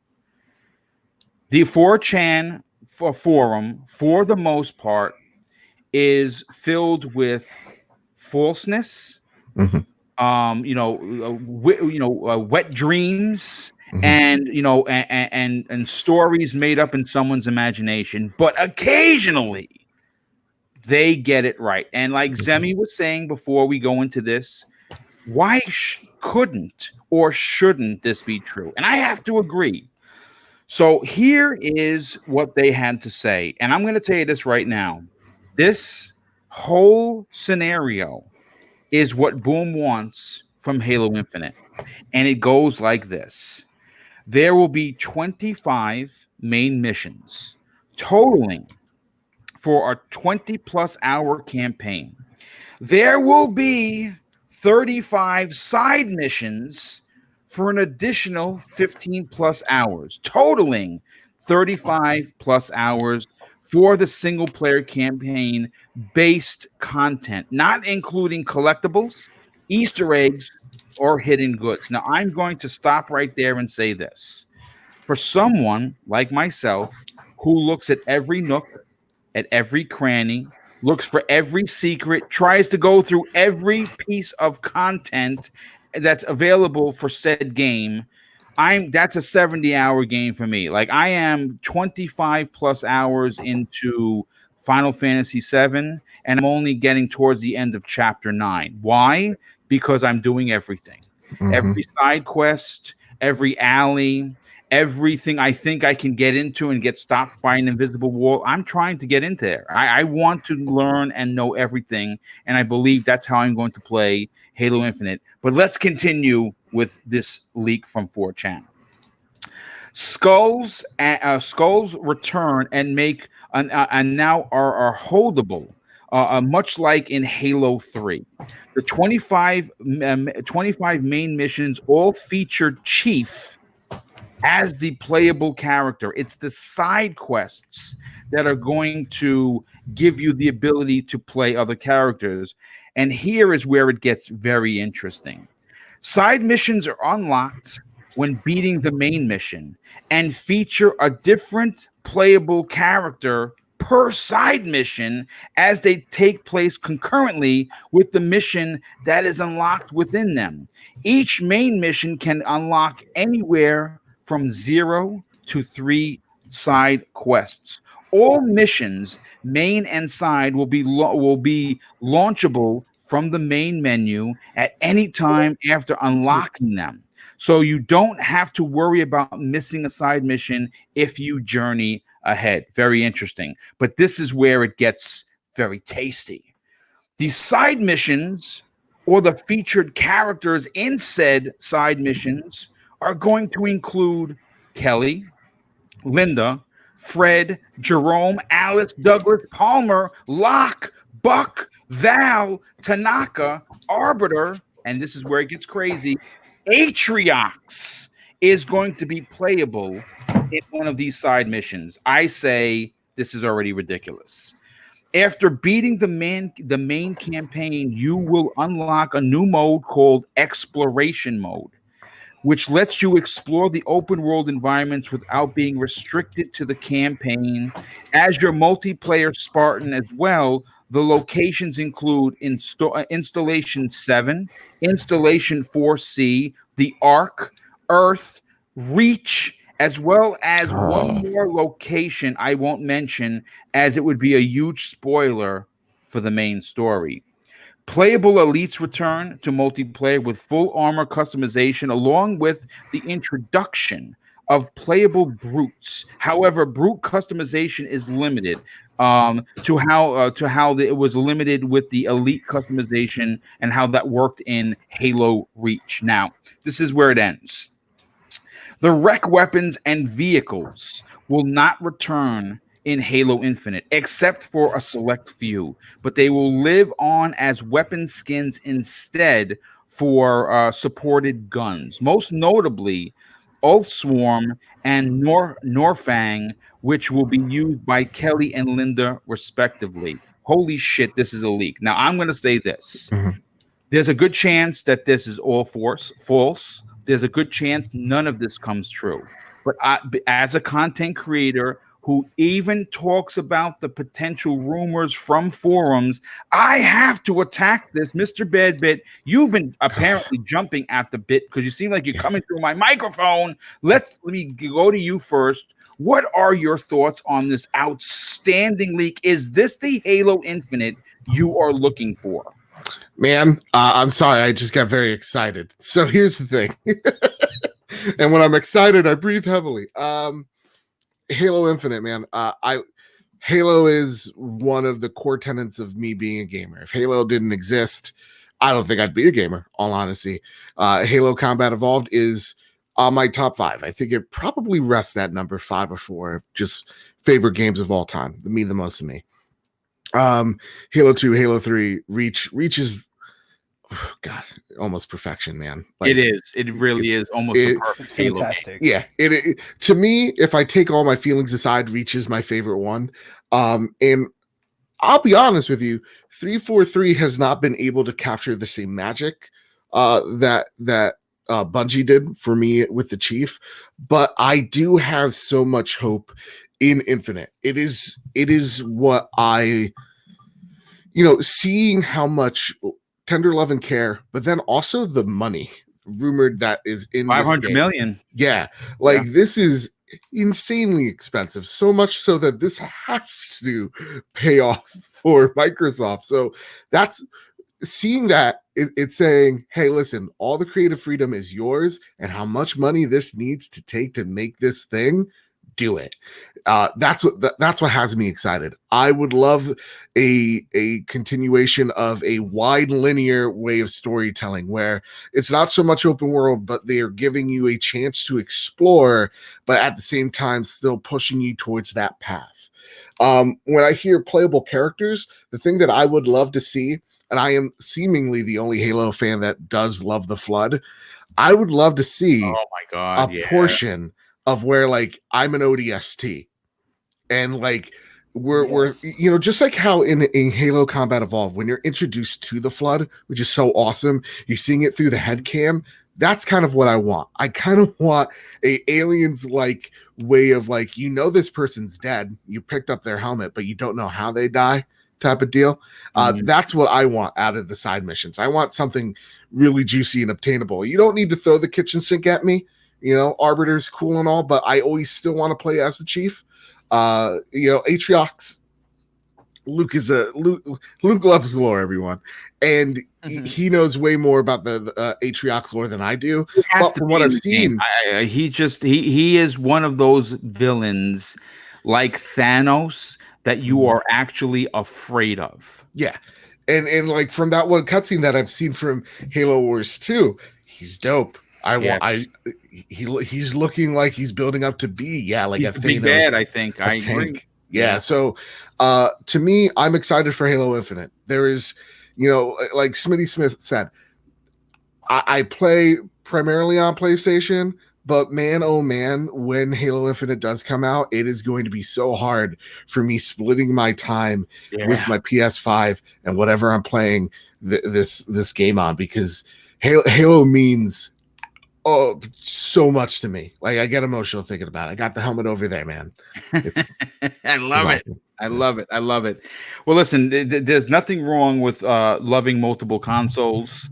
There's nothing wrong with having an affection for a game as big and bodacious, if you will, as Halo. And I think that we're all going to be given a real treat. And I think we're going to get a return to form. Let me bring in Zemi Games. Zemi, obviously, I'm going to keep cycling through the Halo Infinite pictures that I was able to find. This one has me very excited. We saw this was a bit of one of the cutscenes that was just stopped, and a picture was taken of it. So I wanted to bring that to everyone's attention. Real quick, Expert Lizard drops an outstanding and very generous $5 super chat and says this: Fable is my favorite IP of all time. I cannot wait. Great show, you guys. Well, thank you, dude. I'm glad that you are enjoying the show and, more importantly, the content. Zemi, look, here's the thing. You and I have talked about rumors before on this show. As podcasters, as content creators, sometimes we have to go outside of our comfort zone and cover something that may not be confirmed by said company. And as we know, Microsoft and 343 have been very coy about the next installment in Halo. And you and I both agree that, even though this potentially could be a load of BS, why couldn't it be true? What are your thoughts on this leak? And do you want to see this type of Halo released this fall? Yes. Yes, I do. Excellent. Yes, I want everything in this leak to be true. Now, with that being said, is it? God only knows. But like, out of the two things, I think I would probably want to be true amongst anything else would be, the specific number of quests. Like there being 35 side quests. I really love that, because what that kind of tells me is that they're putting, quality over quantity. And, the one thing I hate as a gamer more than anything, and I love Elder Scrolls Skyrim, but I hate those fetch quests. You just go over there, you grab an item, you bring it back, you get your gold or whatever. Like, I've never liked meaningless side quests that that aren't scripted out, that don't have that don't give the player the reason of why they should care about the characters that they're interacting and stuff. And with them implementing all of those really, really big names into each of those side quests, I think that there's going to be a lot of quality put into them. And that's one thing that I really hope is very true about this leak, is the number of quests. That way we have a lot to play, but it's not too much where they're sacrificing on the overall quality. But the second thing that probably has me most excited about this leak is just the mention of Reach, right? Because, at the time that this game's taking place, like, the planet's been glassed, and not completely, but I want to know what's happening on Reach. Why are they going back? Cortana was, I believe, created there, so maybe there's something there, with currently, what's going on with Cortana. Maybe there's something, at an Oni black site on that planet that might help them. Maybe they need to get some information off of some of the Forerunner tech underneath. I don't know. There's so many questions. Like, whenever I hear Reach, I loved Halo Reach. I thought that was a fantastic game, that, the last one that Bungie did, and I loved it so much. I would love to revisit that planet much more. I would love to play as the Master Chief on Reach with, Kelly and Fred and Linda and all of them, because they were created, they were abducted from their homes, put on Reach, and trained to be killers, right? Yes. From a super young age. And that there's still some scarring, some mental scarring there. I want to see how those characters play off of each other on Reach. I want to see how they react to being back, on their home. I mean, that's literally their home. I want to see that. And so, the idea of them putting Reach into this game has me absolutely, balls to the walls, freaking excited, man. I really want to go. Out of all of this, I want Reach to definitely happen. If none of the rest is true, hopefully Reach is definitely true, because it's something that I've always wanted to play. I've always wanted to play Master Chief on Reach. And then talking about Bad Bit, like you mentioned something that I absolutely loved. You mentioned how you thought it would be amazing to have like an ODST mission. Man, I would love to have that just be a game in of itself, where you playing as ODSTs meeting the Flood for the very first time. And I really do not like horror games, but that would be one of the very few that I would go and have to play immediately, just because it's Halo. And I remember meeting the Flood for the very first time and Halo Combat Evolved, and I was so scared. I was just like shaking in my boots playing against those just creepy characters. And I would love to see them implement the Flood into this game somehow. Maybe it is, through. Well, I think the Flood's coming back in a big way. I really do. Yeah. I mean, even if it was just flashbacks or something like that, I would be fine with that. But I really want to see the Flood come back. The Prometheans, they can get rid of them. I didn't really care for them. They're tired and boring already. Yeah. The Flood was so much better. So much, I guess, just a more unique character, and I just loved the dynamic of the Covenant, the humans, and the Flood, and how each of how that triad played off of each other. I just thought it was fantastic. But yeah, I mean, out of the whole thing, I want to see Reach. I need to see Reach come back. I just think it would be so interesting. Maybe Cortana would be going there to try to figure out something. I don't know. I mean, I'm pretty sure created unless there. Maybe Chief had to go there to try and fix her. Maybe something I was thinking about. What if they're beyond trying to fix her? Maybe Dr. Halsey came up with some plan of destroying Cortana. I don't know. Maybe it's there. Maybe it's there where she, in the lab that she was created in. I don't know. But that's why it excites me, because like that's the type of Halo story I want to hear. I want to play. I want to experience. And I think going to Reach would really open a lot of just amazing opportunities for like narrative.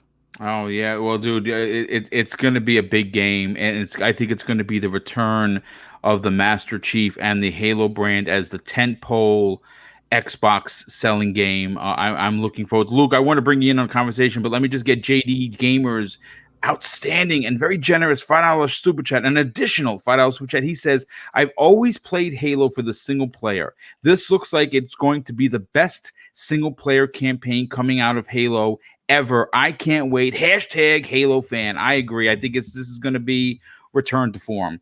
Luke, look, here's the thing. Again, this is right now we're strolling down speculation town, right? And I like to hang out there because, we get to kind of let it all hang out, so to speak, because, we're not grounded with rules, because right now we're just speculating. For you as a fan who right now is running through Halo Wars 2 with, of course, Mr. Badbit and having a fantastic time, does this quote unquote leak interest you if this turns out to be Halo Infinite?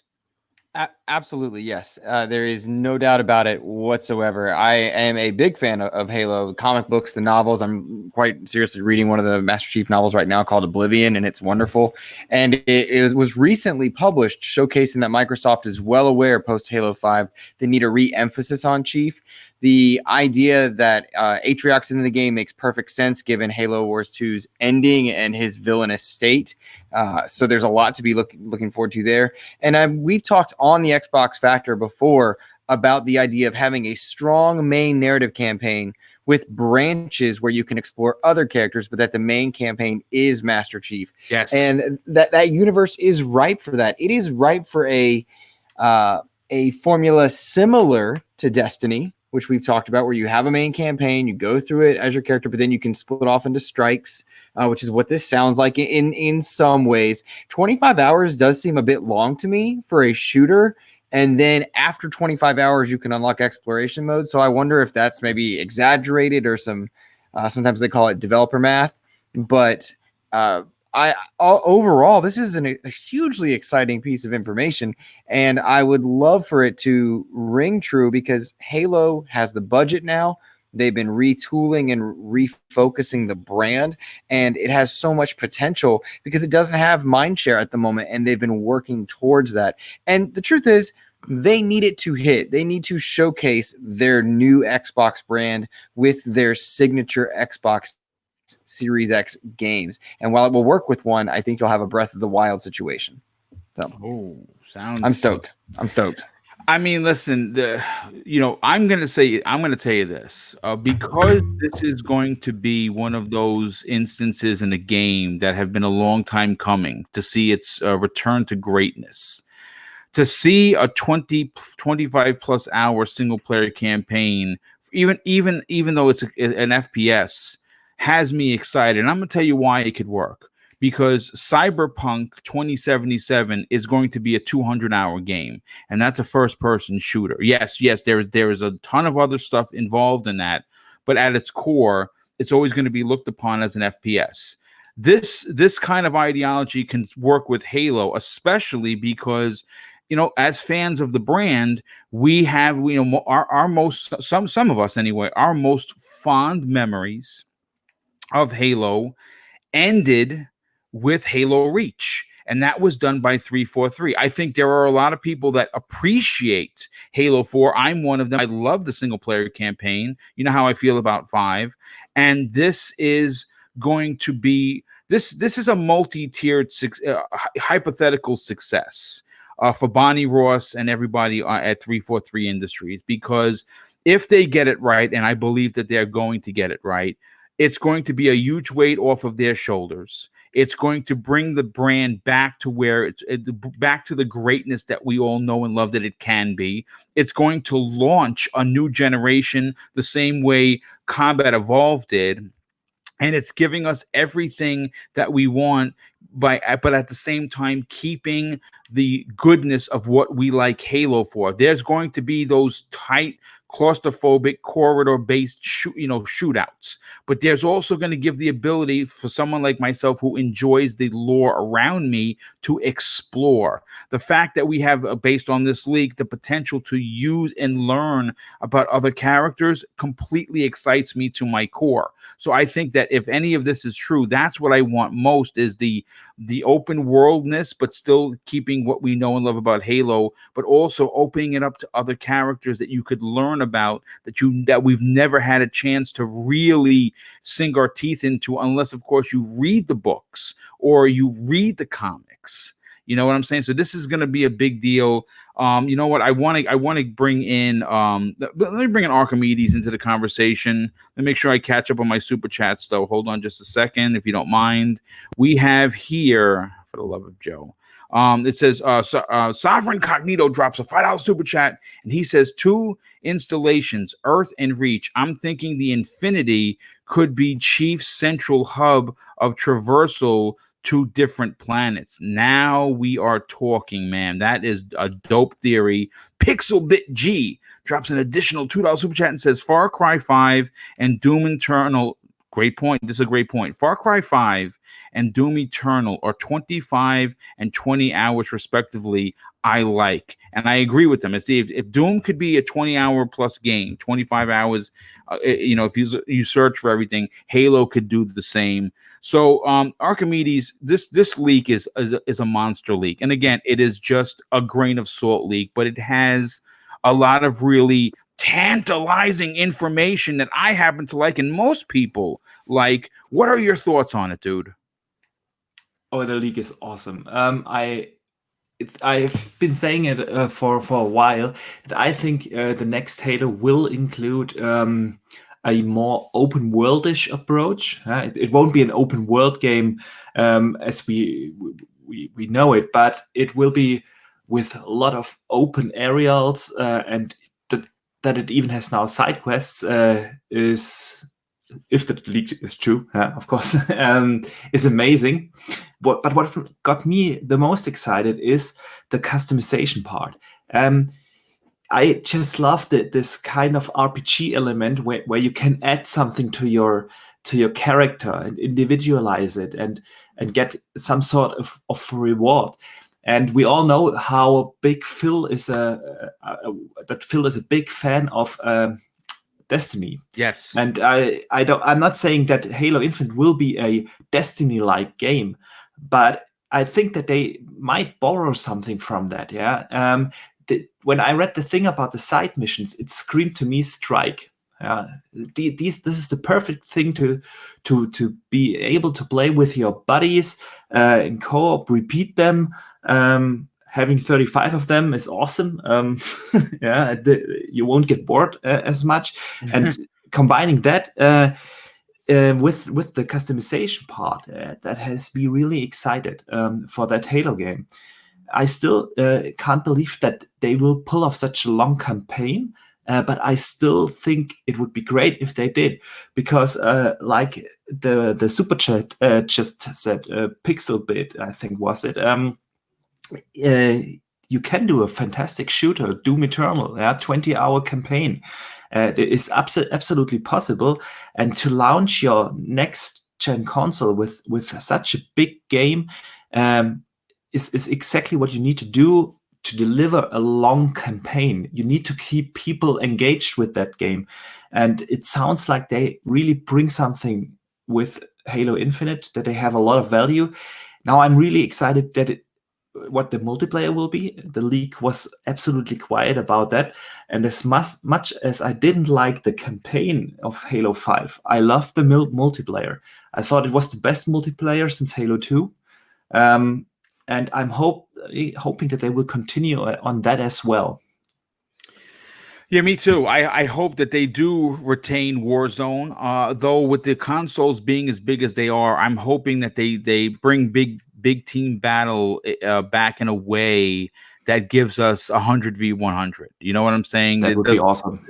There's also been talk about them moving into the future and having some sort of a battle royal. And I know that was poo-pooed originally by 343, but I think that, this game has been in development for a long time, and you know what? They could potentially offer some sort of a free-to-play thing in Game Pass, or maybe even just free to play in general. And within that announcement, they say they've removed the paywall for that everyone's been complaining about for years, where free to play is just really free to play. But we're going into the weeds there. Let me bring in, of course, the elusive gamer, Jamie Moran. When you mention Xbox, most people will immediately equate to the Halo brand, because quite frankly, it is what built the brand itself. And we have all, as gamers, been waiting patiently and some impatiently to have Master Chief return as the I guess shining star of the brand. And I think that not only is 343 going to deliver, I think that Chief is going to come back in a big way. What do you take away from this leak? And more importantly, is what was in this leak what you would think or want from Halo Infinite? Whenever I see a 4chan leak, I'm kind of like, is it really real? But with this one, I'm leaning towards it being real, because for months now, and I'd say even past year, there's been, again, quote unquote, leaks that, Microsoft would be wanting Halo Infinite to have RPG-like elements. And a while ago, there was a screenshot going around of Master Chief using a grappling hook. And 343 said, it's like it's from a cancelled mission in Halo 5 or whatever. I don't know if I believe that. But it kind of makes sense to do this, because it's 2020. People don't want to pay $60 for the 10-hour campaign anymore. Yes, people buy it for the multiplayer, but there's people like me. I play Halo for multiplayer as well, but I buy it mainly for the single player campaign. And the fact that it could be a longer game, like look at Gears 5, that they opened up the game. There's side objectives you can do. And it's a bigger game. It's a hub world game. It's not fully open world. You can do some stuff. There's some collectibles and stuff. It makes sense for Halo to kind of do this. And the thing is about Halo getting these kind of RPG elements, it gets more people into the game, because I know tons of people that love first-person shooters that aren't really competitive. So if if you make the campaign more of an RPG, it just gets more people in the game. And, you know, when it comes to storytelling, I loved Halo Reach. Halo Reach is amazing. Like, every aspect of that game, I absolutely love it. But Halo 4 is actually my favorite. Just because I think 343 is better at storytelling, narrative-wise. Like if you look at the cutscenes between Cortana and Chief, like, those are absolutely amazing. Yeah, I agree. The way they done, and like the fact that we could. The problem with 5 is the campaign just wasn't there, but the multiplayer was amazing. So all you have to do is have a campaign as good as 1 or 4 or even better, and have an open world and whatnot, or hub world, and have really good multiplayer. And, you know, I could see them doing something different for this, but that's probably why they're doing the RPG stuff. And the thing about Halo is, like, you know, Halo is Xbox. Xbox is Halo. So they need to knock it out of the park day one, because they're going to have a brand new console this year. Microsoft's in a really good position now. And if they can get the console out on time with a shiny new Halo game, with shiny new features, people are going to lose it, because we've wanted Halo to not necessarily go back to its roots, but wanted Halo to be the shining beacon that is Xbox. Because again, Halo 5's campaign, like, the gameplay is fun, but the story isn't there, and it didn't have enough vehicle missions. It seemed a bit how should I put it? Quick, easy to finish. Like, that game was really short. You know, there's 2 missions in that game where all you do is literally walk and talk to people. You walk around and click X. And apparently Phil Spencer wasn't happy with them missions. And neither was I. But it makes sense for them to lean into RPGs for this, because, you know, I have heard apparently that they're going to have Metroidvania style elements, and that would go along with these rumors. So I'm leaning towards it being real. And, you know, 343, I think they're going to do something different with this game. I think they have to. I think we need to see a Halo that resembles Combat Evolved. I think we need to see what we enjoyed and loved about Halo Reach, and I think that they can incorporate what they've learned. And, you know, polling all of these gamers, that we don't want Destiny Halo, but we want a little bit more, you know, exploration. I want to know about the world. I want to know about other characters. Bringing the Flood back is big. Bringing Atriox into the equation, tremendous if true. Bringing back the Arbiter in a mission would be amazing. Bringing back all of these characters from Noble Team would be amazing. Being able to use Buck in a single player, you know, mission that would bring, you know, that would harken back to the days of ODST sounds dope. And I say, sign me up right now. All I can tell you is that they need this to be a big win for Microsoft and the Xbox, and I think they're going to do that.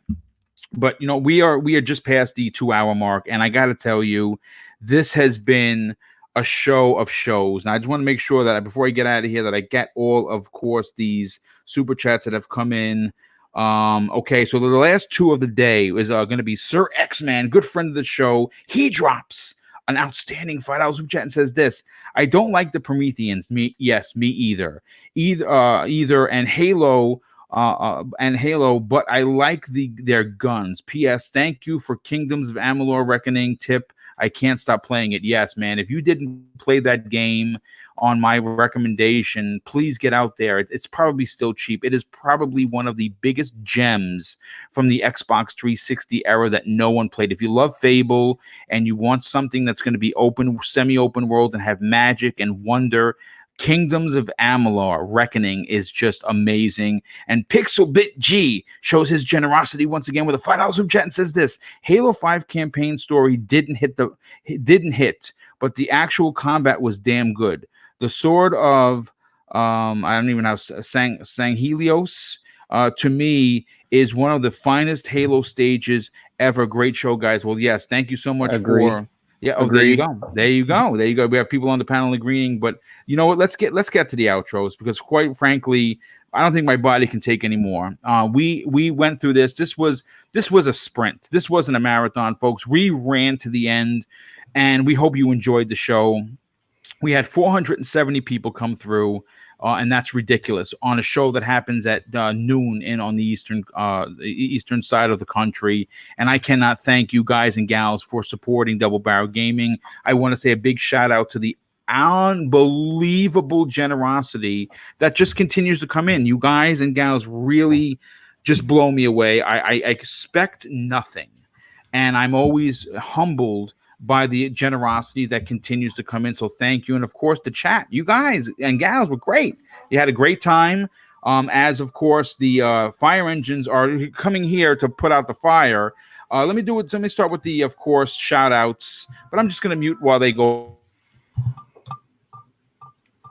Oh, every time it's almost like they wait down the block and like, you know what? Let's get Boom Show. Let's get him. The fireworkers are always, but they're our heroes. So let's get to the outros. Zemi Games, obviously, you had a lot to say. You had Redemption live on the air because that's right. Chickens is apparently a thing and might make its way back into Fable. And I think that you might have, you might have your cake and eat it too, so to speak, moment when it releases. Do me a favor, dude. Tell everyone where they can follow you, but more importantly, check out your outstanding YouTube channel. Yeah, I just think one of the most important things to remember in life is never underestimate the chicken, okay? Because the chicken is always going to be important, even whenever you think it's not. But yeah, man, this show is fantastic. I really did not even think that we were going to hit all the different topics that we did, but we just flew through them, and it was just fantastic, amazing. This might be my favorite Xbox Factor podcast. To be honest too. I would agree there. Yeah. I might agree with you there. Yeah. But yeah, anyway, shout outs. So if you guys want to, definitely check out my YouTube channel. It's called Zimmy Games. I do a bunch of gaming content, game reviews, news, tutorials, some Let's Plays, just a ton of gaming content. So definitely check that out if that's your type of thing. Once again, it's called Zimmy Games. You guys can also follow me on Twitter at Zimmy Games. I post a lot, quite a bit of gaming content, but I also post a bunch of pictures of food that I make. So if that's your thing, if you like to look at pictures on Twitter and get really hungry and then have nothing to eat, definitely follow me there. And then also, I always have my DMs open, so feel free to always just send me a message if you guys ever want to. Maybe you heard something on the show today that you agreed with. Maybe maybe there was something that you didn't agree with. Always feel free to send me a message. I love interacting with the community, having that back and forth, figuring out what your guys' opinions are, and sharing mine, again with you guys as well. It's just something I love doing. And that's pretty much it. Thank you so much, Boom. Real quick, Pixel Bit G says, Zemi Games, long live chicken kicking. That's right. And locking them up in cages in Japan. I guess. Let's continue on. Of course, Luke, let's get you on out of here, brother. You run an incredible Xbox podcast. It's done weekly. And I think that more and more eyes and ears are getting onto your show. And I hope that I'm having a positive impact in getting people to listen to your show, because I think that what you produce weekly is fantastic. Do me a favor, dude. Tell everyone where they can check that out, but more importantly, follow you on social media. Oh, well, thank you, man. I really appreciate it. It's always tough to get YouTube audience to transition over into podcast realm, but your audience in chat is always wonderful to me, and I appreciate it. The show is called the Xbox Expansion Pass. I host interviews from around the gaming verse. Most recently, and just yesterday, I spoke to Mike Bithell, creator. Oh, that's a great one, dude. Yeah, and I fantastic chat, and one of the things he helped shed light on is what motivates him to put a game out exclusively on one platform or another, game services like Game Pass, how that transitions and impacts planning. So he will be on Monday's episode of the Xbox Expansion Pass. I really enjoyed talking to him. And then, of course, if you would like to follow me on Twitter, you can follow me at Insipid Ghost. Nice. Well, listen, I think that big things are coming for you. You have tremendous interviews, and if you're not listening to his stuff, man, shame on you. It's a positive Xbox show, and he has some real big industry insiders on there, and I think it's definitely worth your time, Mr.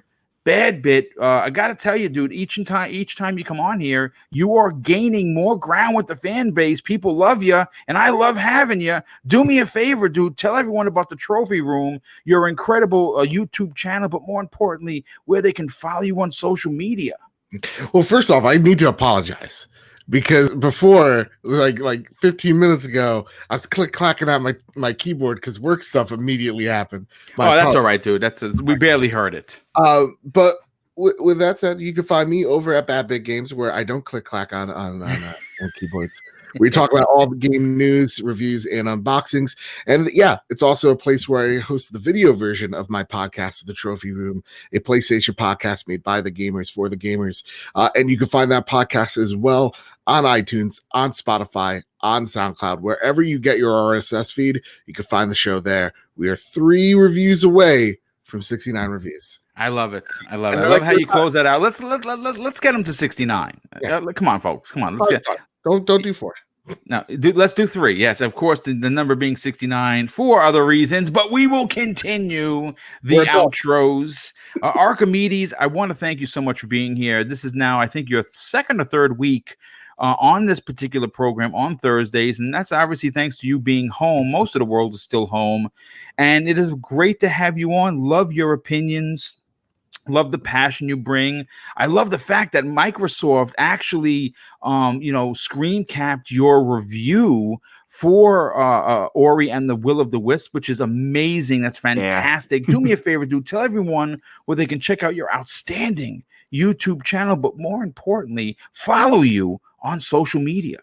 Yeah, first of all, thanks again for having me again here on the show. It's always a pleasure to be here, and we had an amazing show today. You can find my YouTube channel at Boxenberger. Same on Twitter. I'm always discussing the latest in gaming, and also my DMs are open. If you have a question, if you heard something today, hit me up. And yeah, my YouTube channel slowly growing. I would love to get some more people on there.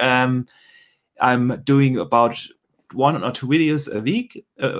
Not that long. They are typically 5 to 10 minutes long, and I'm covering always the latest topics in gaming. So yeah, if you're into that, check it out. Well, listen, I think everyone should check out your stuff. You do a good job on putting your videos together. They're very, very well done. Jamie Moran, let's get you on out of here. You, my friend, are someone that I look up to. You have an amazing presence within the community. You're constantly interacting with everyone, but more importantly, your YouTube channel does put out some significant and awesome content. Tell everyone where they can check that out, but more importantly, follow you on social media. Yeah, cheese boom. It's been an awesome show today. I think it's been the best show I've been on, to be honest. Thanks, dude. I just want to say, it's been a good show, and there's going to be a hell of a lot more to talk about in the coming weeks and whatnot. So it's exciting times ahead. But yeah, my YouTube channel, I put out a video a few days ago, and I have another video going out tomorrow. I post Xbox stuff. I don't really talk about Nintendo or PlayStation and bash them. I strictly stick to Xbox. But yeah, that's the Elusive Gamer, and my Twitter is Jamie Moran UK, where I just talk about gaming and jokes. Well, listen, it's great to have you on today's show, and I would agree with you and Zemi and everyone else. This has been a rocking show from start to finish. A lot of stuff was covered. I agree with Zemi. I didn't think we were going to get to everything. There is a few other ones that I'm going to bring forward to Tuesday's show that were just too big to get in here.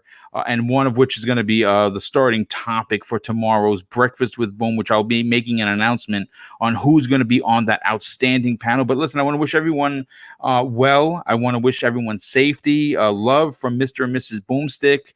Of course, I'm going to close out the show with something that I always do, and I think that it's important more now than ever. When I was a kid, my dad taught me 2 very important life lessons. One, it doesn't cost anything to be nice, which is, I think, people sometimes act as if it does.